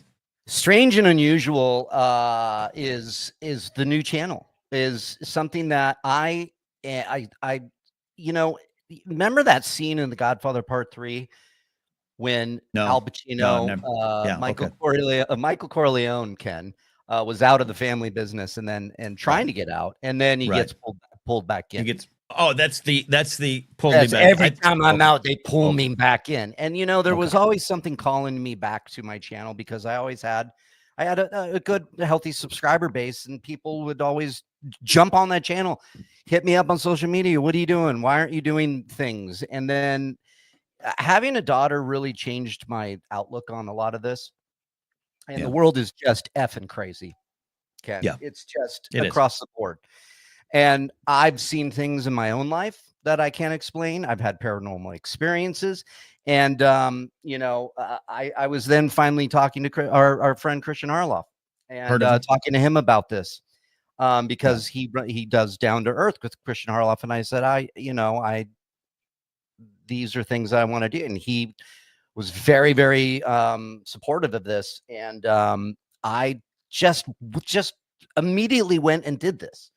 And launched my first video today. It's on, you can look up at Riley Around on YouTube. It's the Strange and Unusual, and it's kind of my mission statement, what I want to do. Ken, there are just weird things. And there is now I'm very skeptical, but a healthy skeptic and an optimist. I've had my own experience of UFOs, UAPs. I've seen something I can't describe. I've seen a UAP in front of me move, as I said in my video, without the chains of gravity. It just did what it wanted to do. And then another one flashed me from behind. And then when I looked at that one, it just kind of took off we got him, and just, I can't describe that. And that has stuck with me for so long. And then I just happen to always be sitting on my phone whenever it may be, and the algorithm knows me, and it's like, here's a picture it does of the paranormal of a guy saying that he caught a ghost on his Ring camera, and I'm always like, let's see, I want to see this. That's not a ghost. And then sometimes I'm like, God, that's weird. And then I start digging into the news, and the news is reporting all of this everywhere all the time. As somebody said on my first video out of the gate today, they said, weird shit, Riley's weird shit channel. I'm here for it. And I'm like, that is weird the shit show. Best description of what I love weird shit. And so I'm going to just do that. But in the meantime, there's a lot of UAP stuff that I am scratching my head on because there are go. Sorry, I've been talking. No, this is all great. No, I wanted to give you. You're one of my nearest and dearest, and I love that you're launching this endeavor, and I fully support it. And like I said, I've been aggressively against this stuff in the past. There's it. Speaking of not an alien from another planet. I'm just gonna bring her. We got JJ here. We're gonna sit here and just do this. We're gonna talk aliens with a baby. She's got an alien in her mouth right now. Yeah, the idea. And I want to make sure it's not a fact. It's not a fact. But the idea that we are obsessed with UFOs, UAPs as a country, what's your general thought on that, including any pushback? And again, I'm not looking for specific cases, UK, Russia, anything like that. And it makes sense. We're pretty dense over here, and we all have phones. I was very shocked by looking at your map, and I just that is something. Again, I'm somebody that just wants to believe that there's more out there in the world. I'm somebody that yeah, you should probably take her. She's all kicky. I mean, I if she's kicking, that's a problem. But I don't want you to be kicked while you're talking. She's the cutest thing in the whole wide world. In the whole wide world. In the whole wide world. And other planets. All right, but you're looking for something to believe, and I don't mean that sounds cynical. Like you're looking. I get it, and again, you've come on my channel and both in character and in real life explained weird things that have happened in the wilds of Michigan, right? And you were in Michigan. I was actually filming a movie about an alien, about the trope cabin in the woods, and instead of a slasher outside the window, it's a bunch of aliens. That was the whole premise of it. And my director at the time, he has, who I'm going to bring him on the channel, he has claimed and he believes it 100%. No, Mark, I have been abducted by aliens and they've implanted me with stuff. And he believes it. Now, I can say you are full of it and I don't believe it, but I'm not him. He is somebody that believes it with his entire being. He's more than 5 times. And when those weird UAPs showed up when we were in the woods of Michigan filming this movie, and we were walking together, he literally looked up, saw it the same time I saw it, and he had a here we go again, like he's seen these he has seen so many UAPs in his life. And I said in my video, I'm like, it's like they tagged you like a shark and put you out in the wild to watch you. Now, I can't describe that. Some of his stories are incredibly vivid, weird, strange, unusual, all of it. And I it's crazy. I don't know. And so to your point, I have no idea why USA and the United States is the most USA, UFOs, UAP sightings. That seems weird and odd, and like we want attention or something. It's not even that. Here, I'll start with the negative side of it. Then you and I have had these conversations where I just kind of believe the conspiracy theory mindset is a dangerous mindset that leads to a lot of quick, powerful jumps to conclusions. We were talking earlier before you got on about if you think the NFL is rigged or Major League Baseball, NBA, you can't be pulled off of that, even if there's facts. Yeah. And you going, hey, I want answers. I had something, like I said, I told him in 2001 summer, I had something weird I saw in the sky. I'm 100% real. So your friend, I believe him in the sense of, I want to hear, I'm not immediately going, oh, what are you, nutball? No, that's not productive. But when you hear that it's tied, that most of them predominantly, outside of the density reason, but most of them are predominantly tied to the United States. And then you see what's going on in the government today. You see where just today, one of Trump's big things was I'm releasing the JFK files, which, by the way, I think there's probably some dirty laundry going on there that needs to be aired. Sure. But it's not about conspiracy. That's just about plots. What's your reaction to just how it all ties together, including, and I'll throw this and I'll hand it back to you. I am a true believer that the Soviet Union, from the end of World War I, when they saw what was coming and the Cold War began, before they all signed deals and divided things up, they were the ones that said, oh, crap, we found Hitler's teeth, but not his body. The teeth were in another body. Let's tell everyone he escaped. Stalin tells that to the Secretary of State. Stalin tells that to Truman. And then it's not proven, but then, the case of Roswell kind of be related to some of their stuff. It's a bigger leap for me, but that they would use that disinformation against us and that we would consistently fall for it relating to nowadays, election fraud, any of those kind of things. Where do you go with that? And that's a big thing. I get it's a lot to unpack there. That was the longest question I've ever asked. 4? The answer is 4. Name the movie. Anybody know that movie?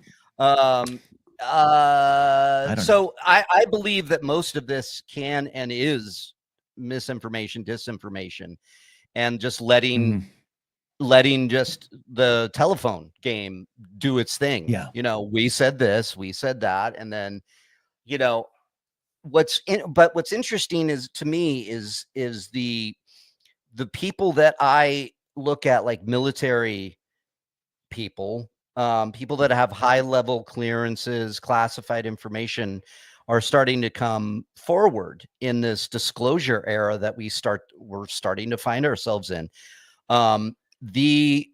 There's a documentary coming out that shocked the hell out of me. The Age of Disclosure documentary. Have you seen the trailer for this, Ken? Not yet, but I will, and I definitely will watch it.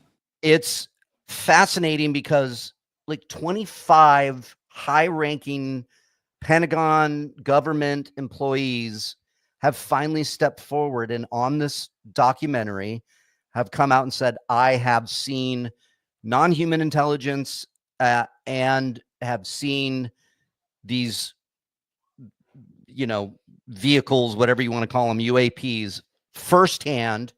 We are not alone in the universe. Now, I just take that at face value. Why are these people saying that? What is that? Yeah, I'm with you.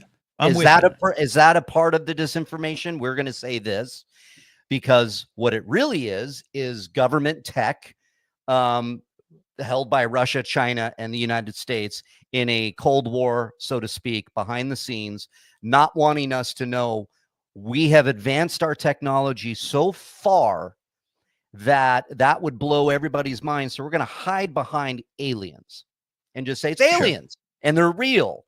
And that means all of us are like, oh, we could put it somewhere else where aliens in the zeitgeist can be E.T., Kal-El, or angels, demons, people that want to hold on to religious aspects of it and go, well, they are demons and aliens and or angels and whatnot. I want to look at all of this as just as grounded as possible because I don't know what to believe. I am a regular person having seen something in the sky, looking at people saying what they're saying, and just wanting to just ask questions and ask questions and ask questions and hope to God maybe within my lifetime there's some sort of answer. So let me jump in there. You talk about I'm going to watch this thing. You're talking about 25 Pentagon officials and everything. I want to see that stuff. And I do hold that holds a little more water with me. But like I tell you what, I don't have anything against David Grush. I don't have anything against Ryan Graves. Credible. Yeah, but I keep going back to the fact that they're all tied together. It's a group of about 20. The George Knapses, the Lou Elizondo, whose story changes every time he talks, who keeps promising disclosure. I've got it, never gives it. George Knapp, who read a book on, Jeremy Corbell, all these folks, they're very closely tied together. They're on a very profitable circuit. So my cynical hackles go up. Yeah. But I pitched to you this question. Here's why you and I connect on this and talk about it. If answers come, we need to know those answers. So when some of these things are debunked, I wish more on, I'll say that side, not politically, but on the aliens are here living amongst us, don't you know crowd. I wish they would accept some debunkings a lot easier because it would make the search a little bit more credible for me. Am I off base in that? I don't want to lead you with a question. That's just my thoughts. No, I agree with that. I think that they're on every kind of wherever you may fall. I think there are people out there that just debunk everything. And I think that there are people out there that just believe everything. I saw a balloon and it's an alien. You know, they just and they want to believe. I think there's on either side of the spectrum, and there's that middle ground that I'm always looking for, that when you see something, it's like, okay, let's go through all the things that it could be before you jump to that was a reptilian alien flying around looking for babies to eat.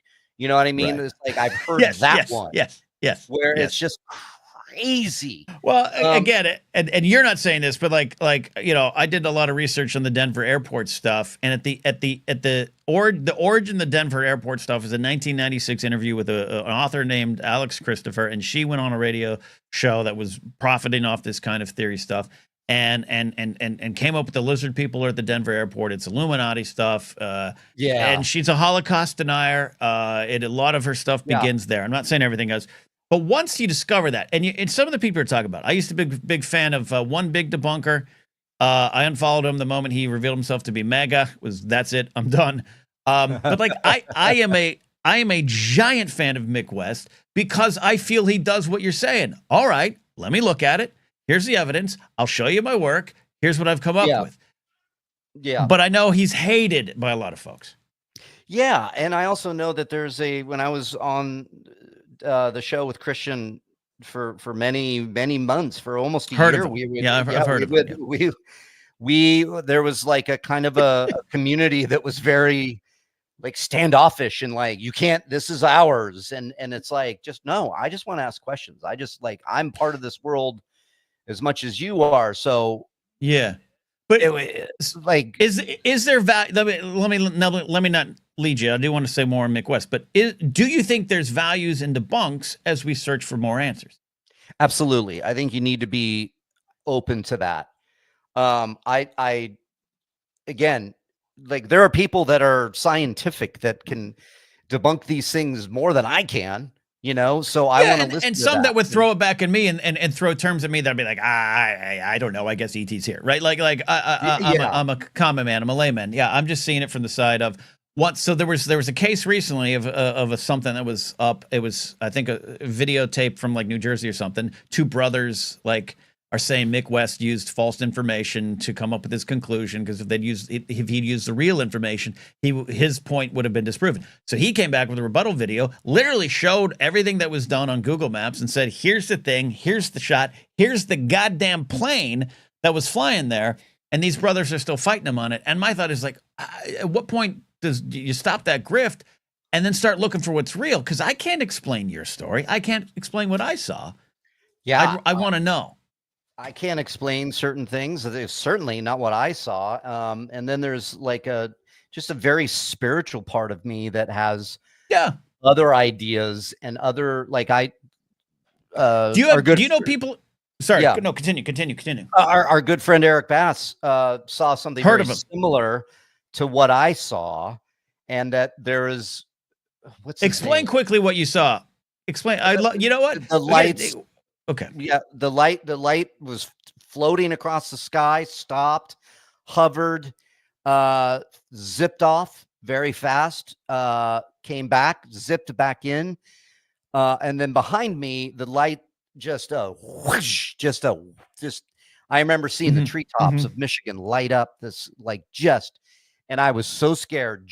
Flew around. There was another light, and it slowly faded off in the distance, like it was looking at me. And then as it got kind of in the clouds, it kind of just took off, like without any kind of propulsion that I could, like, if it was like maybe an engine, it'd be, but it floating and then, boom, took off. And I was like, well, what in the holy hell was that? Well, I got bad news. Michigan native Laserbolt says that was just a deer, Riley. That's what they do. They have Duracells. Boy, those deer blinds are freaking high up there, aren't they? I believe you, right? I want that clear. I believe you, because I saw from my security vehicle in 2000-ish, in the summer 2000, while eating tacos from Del Taco, I saw something in the air floating weird. Didn't look like a helicopter, because I saw the LAPD airships every night, and it did something weird. It zoomed away, which is something I've heard other people describe. Military, whatever. I don't know. But I believe your story. But in your case, and this is not the case, but if I was able to go through and triangulate and do some Star Trek stuff and find, oh, Mark, it was a Airwolf 303 helicopter. Here it is at this time. Would that be an answer for you? Or would you think, nah? Absolutely. Honestly. I mean, honestly, if somebody came in, depends on who it is. I mean, if it's like some sleuth on the internet that's just wanting to debunk me, you know what I mean? Like, which could be annoying. Which could be annoying. But if they're like, show me all the evidence. Yeah, at that time of night, on the date you're saying, I was able to find the records that there was 2 Airwolf, the helicopter, blah, blah, blahs in your vicinity. Whatever it may be, I'd be like, well, that's probably the answer. I do love that. Two childs of the 80s that you went with my Airwolf reference, and then you just said, that's it. Santini Air is there. It's good. Yeah, no, and I'm not, and I want to be clear, but I just, and this conversation's going beyond what maybe my even topic was, but we're obsessed with it. There's more sightings, there's more things, and look, I think Starlink satellites seem to be 90. I just went to Metabunk tonight, and it's like another one, proven it's another one, Starlink, another one, Starlink, another, yeah, and a lot of that, and I'm not saying everyone's goes against that. I'm just saying there's a lot of things in the air now, and a lot of things we don't see. Yeah, like the drones in New Jersey or that are popping up all over. They're weird and they're big and Yeah, those. That's look. I know somebody that said you don't say where it came from, but you can talk about it. I actually have somebody that says I know of. I have a friend who told me what those drones are and what they're doing, and I was like, "What? Okay." And they're like, is somebody that works in a 3-letter organization for the government. So you kind of NFL, which stands for not from along around here. Exactly.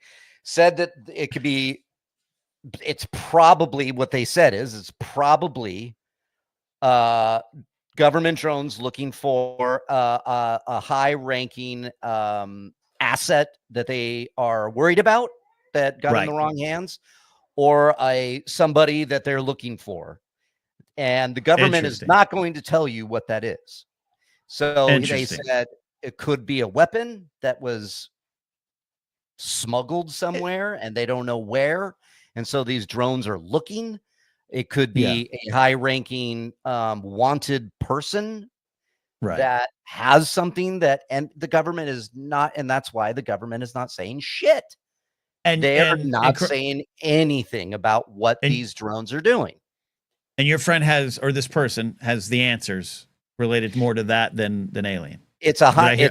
Yeah, there was no alien mention. There's no, those are aliens. Those are, no, this is more down to earth. Like, and is that, those are government drones looking for something. And that's a great show with Christian Harloff, but we're talking about the strange and unusual with Mark Riley. And this person's going to come on your show. Oh, I don't know if they will or not. Okay. Yeah. So I mean, so when you hear, and I hope I'm not coming off as didn't know what you're stepping into tonight. I am trying to open up my mind a little bit more. I'm trying to exchange, and you and I can exchange ideas and conversate. Not really actually a word, I don't think. It's been used as a real word for years. Talk about this because I was so obsessed with it. I was so obsessed with the idea that I want to know what's going on until I really dug in and just discovered a lot of these connections, and I couldn't get past the cynicism. We have a mutual pal who loves Star Wars. We used to love Star Wars.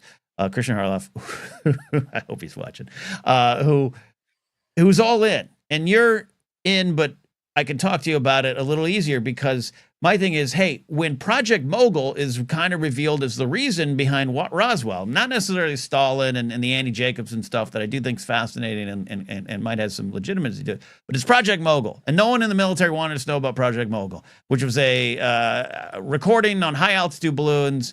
The Cold War was going. We're freaked out and shit, one crashed. We better, weird things happen. Sometimes when the answer is the answer, I just want the answer to be accepted so that we can continue to look. And when you're thinking about some of it being spiritual, I know people in my life who've claimed they've seen angels come down from heaven, and they weren't on drugs. So I can't dispute that. I wasn't there. Yeah, I just spiritually, I believe that there is a greater power, so to speak. You may call it God, you may call it whatever. But angels, demons, I don't know. There's recurring visual cues throughout our history in arts that shows angels coming down from the heavens. Could be a UAP, could be something else, who knows.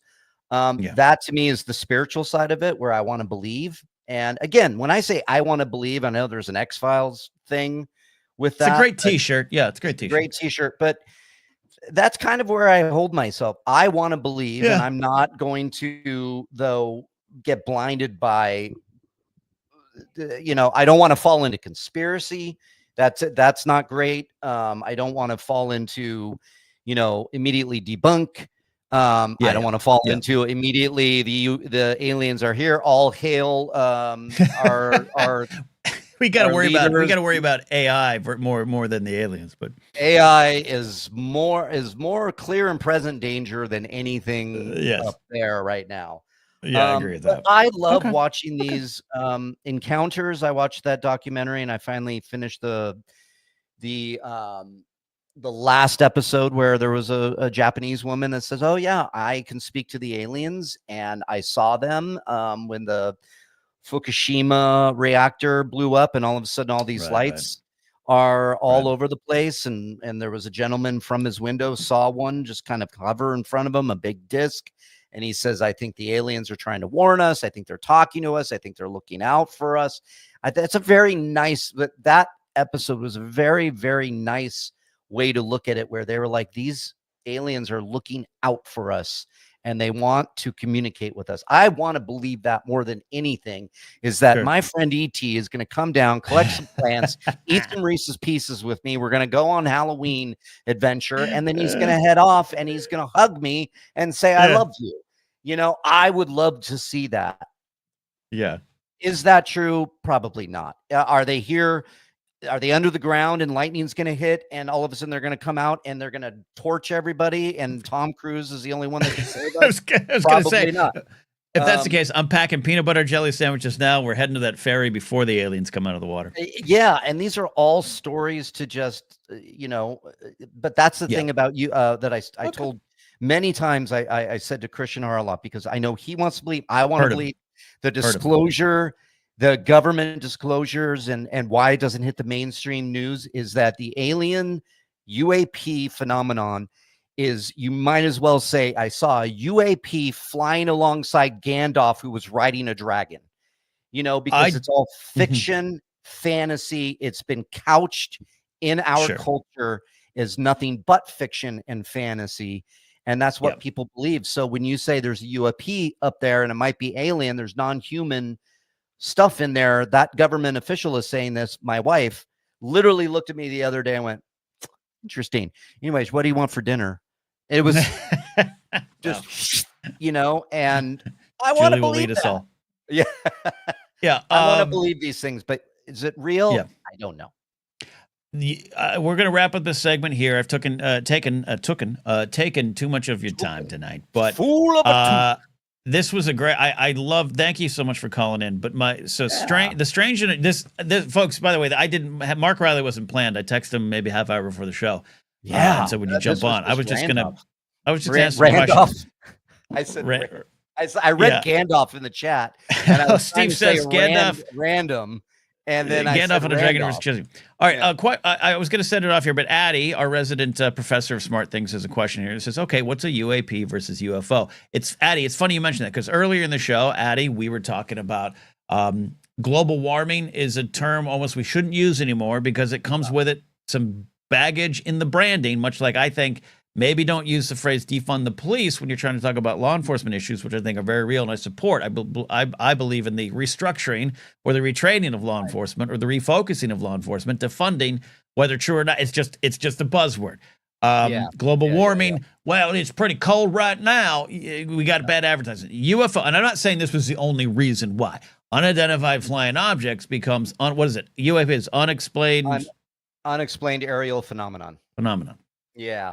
That's which difference. Which is I don't say that cynically. I say that's all right. That opens up the categories to say, yeah, it's a satellite you didn't know, or it's Gandalf and a dragon. Right. I think it's it's a drone. It's a drone being operated by an elf that's hiding under a bridge that's been around for thousands of years. I really want someone to draw that. Please send in some fan art of that. Can you imagine it's Legolas with his own DJI, and he's just like, "I'm going to go check out the fires." Started by space lasers. Yeah. By the way, here's the drones. Don't fly over the fires, you dummies. Mark Riley, drone owner, letting you all know, do not fly over the fires. What are Mark, you doing? Yeah, we're going to wrap this up here, but I do want people to watch The Strange and Unusual with Mark Riley. Subscribe if you're not already subscribed. You just have to do me this one favor. Okay. If you get a guest on who says, I know, you've got to say, then tell us until they do or don't. That's the only thing I ask that you do. I know. You mean I know about aliens, or I don't care. Or if they come on your show and Lou Elizondo with his little Limp Bizkit 1999 half little goatee thing says, full disclosure is coming. I know. He's got to say it now. He can't say in my book to be released next year. I want you to press people. Press people, Mark. Yeah. It's the only thing I'm asking you to do. It's so tiring and exhausting. Only thing I'm asking you to do. I would love the answers. And, is it just a bunch of tech from Russia, China, and the USA? Probably. Could be any of these things. It could be aliens. Mars could be attacking. Mars could be attacking. They're not helping. Yeah. There's in my video, I love Mars attacks, by the way. Very underrated. I mean, if it's science-based, I want to get into, I don't know about this disclosure and getting guests on where they're like that world, Ken, Lou Elizondo, the George Knapps, and that they are really cutthroat. This like disclosure, this like whether they have evidence. It's a money-making machine. God bless them. And that means I'm automatically cynical. So give me the scoop. Tell us. On my channel in the comments, somebody said, I want their name. I'm gonna get it right now. Give me a goddamn name. I love this. What is this? Where is he? Oh, damn it. Why did he no, maybe I have to refresh. But the weird shit on Riley's channel, I'm here for it. I love that's what I want.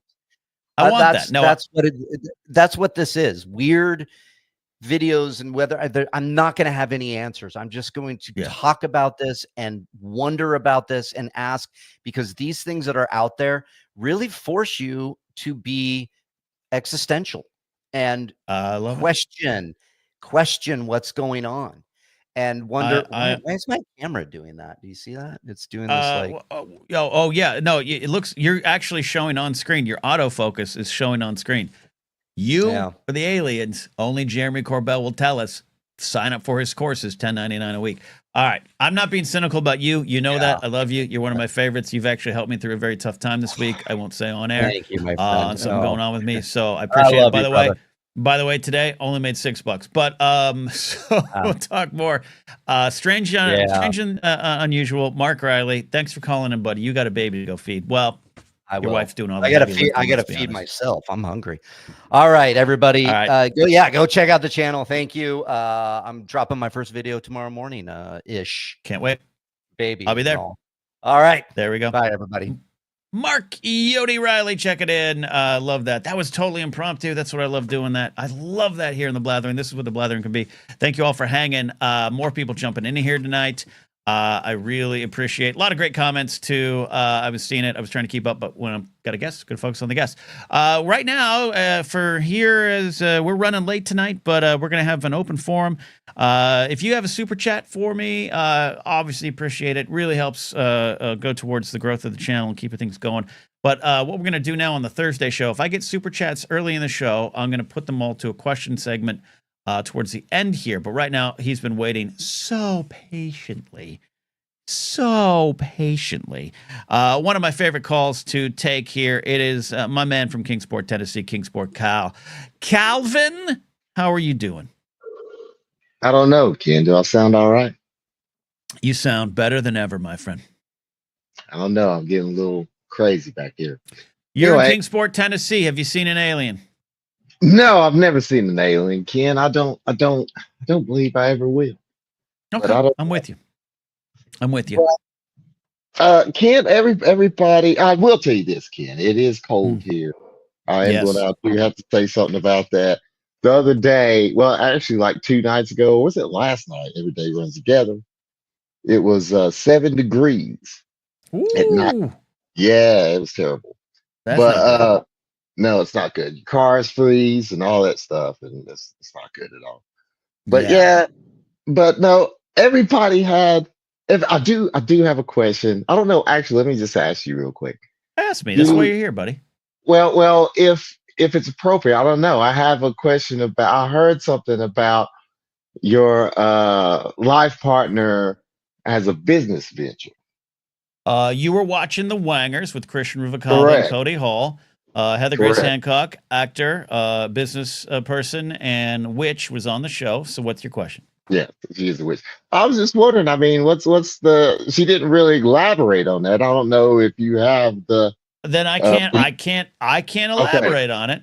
All But right. she is part of a business with her sister Dawn, and they're going to take over the world, and they're doing some great work. They're working hard on it, and real proud of her. I'm also really not only proud of her work, but proud of her decision and ability to continue to expand her portfolio as a human, and I think it's really great. So if she didn't say, I won't say. But all right, that's why I didn't know. That's why I didn't know. That's anyway. Okay. But it doesn't. I I'm glad to appreciate you, hear it. Cal. I appreciate you asking.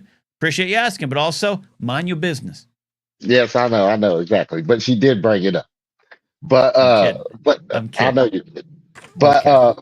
but no, everybody has had a segment tonight, which is wonderful. Wonderful. It's evolving, Ken. It's evolving. Cal, it's evolving. I'm so happy. The blathering is becoming something that cannot be stopped, and it's all because of you. Are you jealous or envious that you don't have a segment? It's not because of me, Ken, and you know that. But no, I'm not jealous. And I thought of a segment on the fly. Okay. Yeah, hit me. Okay. This is not a segment. This is me. It's me recapping the show. Okay. As you know, who hit it?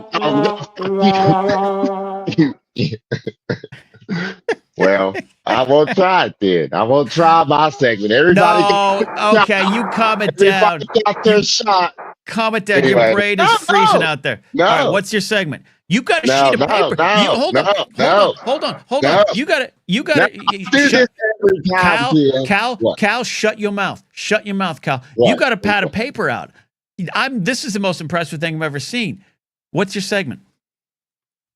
No, I was just talking about because as you know, I like to come in at the start, and if I'm going to call, which I usually do, if I'm going to watch the show, I'm going to call in most times. So, Cal, you have been one of the most loyal listeners and supporters, and you send me very nice messages on Facebook that 90% of the time your pants are on when you send them, and I love that about you. You lift me up in ways I can't fully explain or express.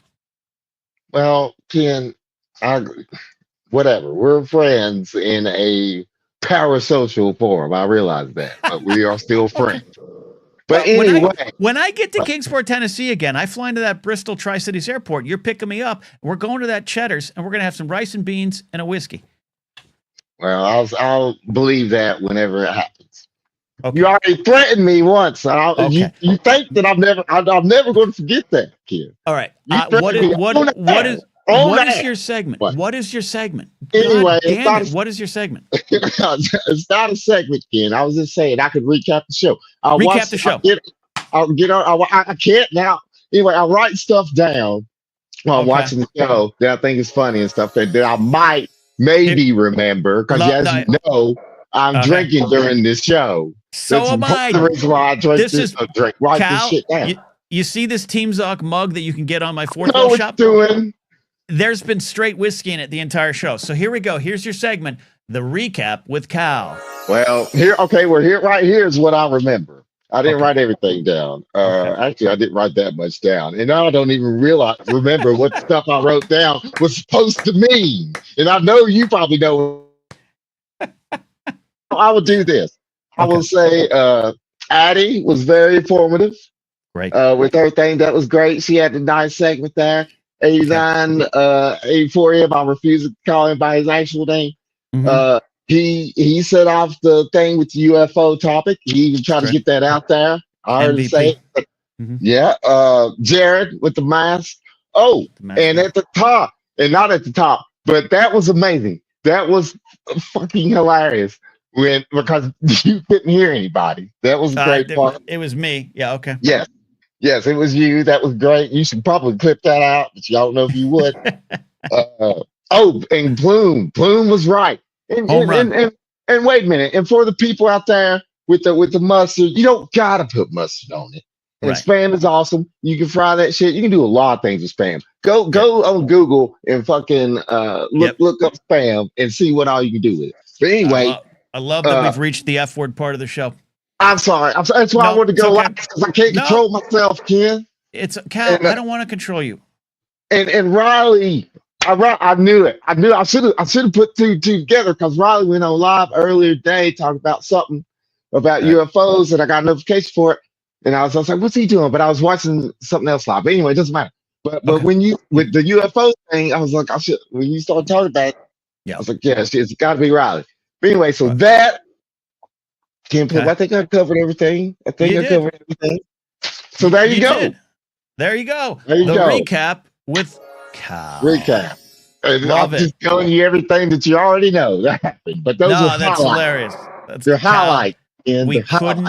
We couldn't do this without you, okay? Or you can even throw up my takeaways. But anyway, who cares? I don't need a segment, Ken. I just like to call in and talk to you. You know I love it. All see where you're at and get the hell out of here. You get the hell out of here. I'm okay. I'm holding on by a fraction of my sanity this week, but I feel so good about this show tonight that I'm excited. All right, good. Cal, I'm going to let you go. Enjoy your 7-degree weather. Be careful out there. Wear a hoodie. It's 29 now, but yes, I'll see you. Well, then you're all right. All right. Cal, everybody, Kingsport Cal calling in. We do have some super chat questions to get to. We'll do this at the end of the show. Folks, this has been one of my favorite episodes of the Blathering, because now I've got to go pee. Good Bad Food with Ken Plume, home run. Addy, 60 Seconds of Science, amazing. We got sports with NFL picks and Steve, wonderful there. 898 for M, Brady, Kyrie, inspiring the UFO talk. Mark Riley coming in here. Cal did it all better than I. Great show. But we do have some super chat questions to get to here. Malcolm says, hey, Ken, writing, I say loosely, in a rom-com script set across various Comic-Cons. Was wondering if you had any interesting Comic-Con experiences in attendee or press that I could steal for the script. I love this, Malcolm. I hope you're still watching, Malcolm, but if you're captioning it later, this was a great question. Comic-Con itself is okay. It's fun. I think I'm talking about San Diego, but there's a lot of other conventions too to go to as well. Not going to be at Star Wars Celebration this year. I'm going to miss it. I'm really bummed I'm going to miss it. But San Diego Comic-Con should be experienced. Everybody should get one chance to go there. The problem is, it ain't about the panels. It ain't about the floor. It's fun to do that once or twice. If you can get into Hall H, great, but you have to sleep on the grass for 3 days. I don't think that's where the fun is. The fun is being in the city. The fun is going to the parties. And I'm not talking about just the A-list parties that you can't get into. I'm talking about hanging out with friends, finding places to go. I don't have a ton of rom-com inspired stories myself. I worked them from 2013, 14 on. I have not really attended the last couple of years. I've been there down for the Mark Ellis and Friends comedy shows with the American Comedy Company, but didn't spend a lot of time at the con. But there's one friend, I'll withhold his name. There is one friend, Malcolm, that was in a hotel room party, and he and a girl he was crushing on wanted to go, let's just say, have some alone time, but they couldn't escape. And they didn't want people to know, so they literally climbed out on the ledge of their hotel. I don't even know how high it was. For your story, you go higher. And they went around the ledge into her hotel room window. How this all happened, I don't know. Do I believe all of it? Like aliens? Maybe not. But it was a great story. And I had yet to attend Comic-Con. And I was like, I got to get there. So that friend ended up marrying someone else. So that's all I'll say. But that is some of the stuff that goes on there. What happens in San Diego Comic-Con will eventually be on a podcast. Malcolm, thank you for the super chat. Really appreciate it. And thanks for the question. I want to shout out Kingsport Cal again for gifting 5 channel memberships. Channel memberships are one of the ways you can call into the show. Also by supporting at patreon.com/KenNapzok, where you will eventually, probably this weekend, get to see all of my headlining set January 10th at Flappers. I finally got the video. It's fun. It's raw. There's a segment on there I might release publicly, but it's not fully worked on yet. So we'll see. It's a fun set. I want you to all hang out. Jonathan Peck checking in tonight, says Washington Commanders versus Buffalo Bills, a Super Bowl that will feed families. Hail to the Commanders. Also, hi, Riley. Jonathan, thanks for the call. And I want to shout out Jonathan. Last week, called in and said, look, because I had the Lions. Not only have the Lions winning last week, I had the Detroit Lions going all the way to the Super Bowl. 15-win team. Jonathan Peck called in and said, beware of 15-win teams. Historically and statistically, they do not go to the Super Bowl. One team's still alive, Kansas City. Detroit did not win. Jonathan Peck, that was the analysis of the week. Big win there. Really appreciate that, Jonathan. Haskell says, hey, Ken, if aliens arrive, I want you to meet them and bring them a big gulp, a big bite, and a lot of Uncrustables. These are the questions or the statements that I want to get to. If I ever get to be a guest on The Strange and Unusual with Mark Riley, you all should watch. I want to know the nuts and bolts. If the Anunnaki who built, the ancient aliens that built the earth, if they show up, what are they going to do? If an alien shows up, I don't want Secrets of the Universe. I want to take them to Smokehouse. The Secrets of the Universe might be in the wedge salad or the garlic cheese bread at the Smokehouse. That's what I want. That's what I want to do with the aliens. Eddie, thank you for your support. Thanks for Super Chat. I'm bummed I'm not going to get out to New York this year or anytime soon, or even Washington, D.C., so you can come down and visit. But I miss hanging out with you, Eddie. And big shout out to Aaron, the author. Aaron Parisian gifted 20 Catnapsock memberships. Ah, that's amazing. Aaron, you're the best. And Aaron, I am once again publicly challenging you to get a promo card ready so I can show the world where to get your art. Art like this from our buddy Adam Knight, Cowboy Ending, book one of the Overdrive series. Look up Adam Knight on Amazon. He's got great books out, the entire series there. He's also got some children's books out there. He's great. Our buddy Ken Plume, who did the Good Bad Food segment earlier tonight, he's got the Art of DuckTales. He's got a lot of wonderful stuff there. My buddy Aaron Alexovich, did you watch Invader Zim? Aaron Alexovich is one of the reasons Invader Zim became so popular and so was so well loved. He worked on it from the beginning. I was roommates with him at the time he got hired by Jonah Vasquez to work on the show and help develop it into what it became. Shock City is his latest graphic novel, and it is a story of two kids trying to survive in a city ruled by a fascist. And I think art is important in these times. Also, I want you to check out Blue Star Meditation by my buddy Scott. You can scan those codes right there on the screen. If you're listening or just you're watching on your phone and therefore can't scan a QR code with your phone, just type in Blue Star Meditation on Apple, Spotify, wherever you get your podcasts there. All right, it's been a wonderful show. Don't forget, Tuesday, we got a show Saturday. That's right, the Science of Saturday. I think Brandon Hannon's going to be able to call in. I'll check with him. But Tuesday, wonderful hour-long interview with Dan Larson of Secret Galaxy. Great YouTube channel. Does wonderful mini docs on toys and TV shows and a whole lot more. And they're not just fun nostalgia rides. They are important work, and Dan talks about it. Dan Larson, Secret Galaxy, big interview coming your way Tuesday right here on the channel. Thanks for watching. Thanks for hanging out. Thanks for the Super Chats. You guys are the best. Aaron, I appreciate what you did. All of you in chat. Addy, home run of a segment here tonight. Absolutely love what we got going on here in the Blathering. Thanks for being part of it. We'll see you soon. Hang in there, my friends. That's all we can do these days, and we'll get through it all. See you next time here on the Blathering.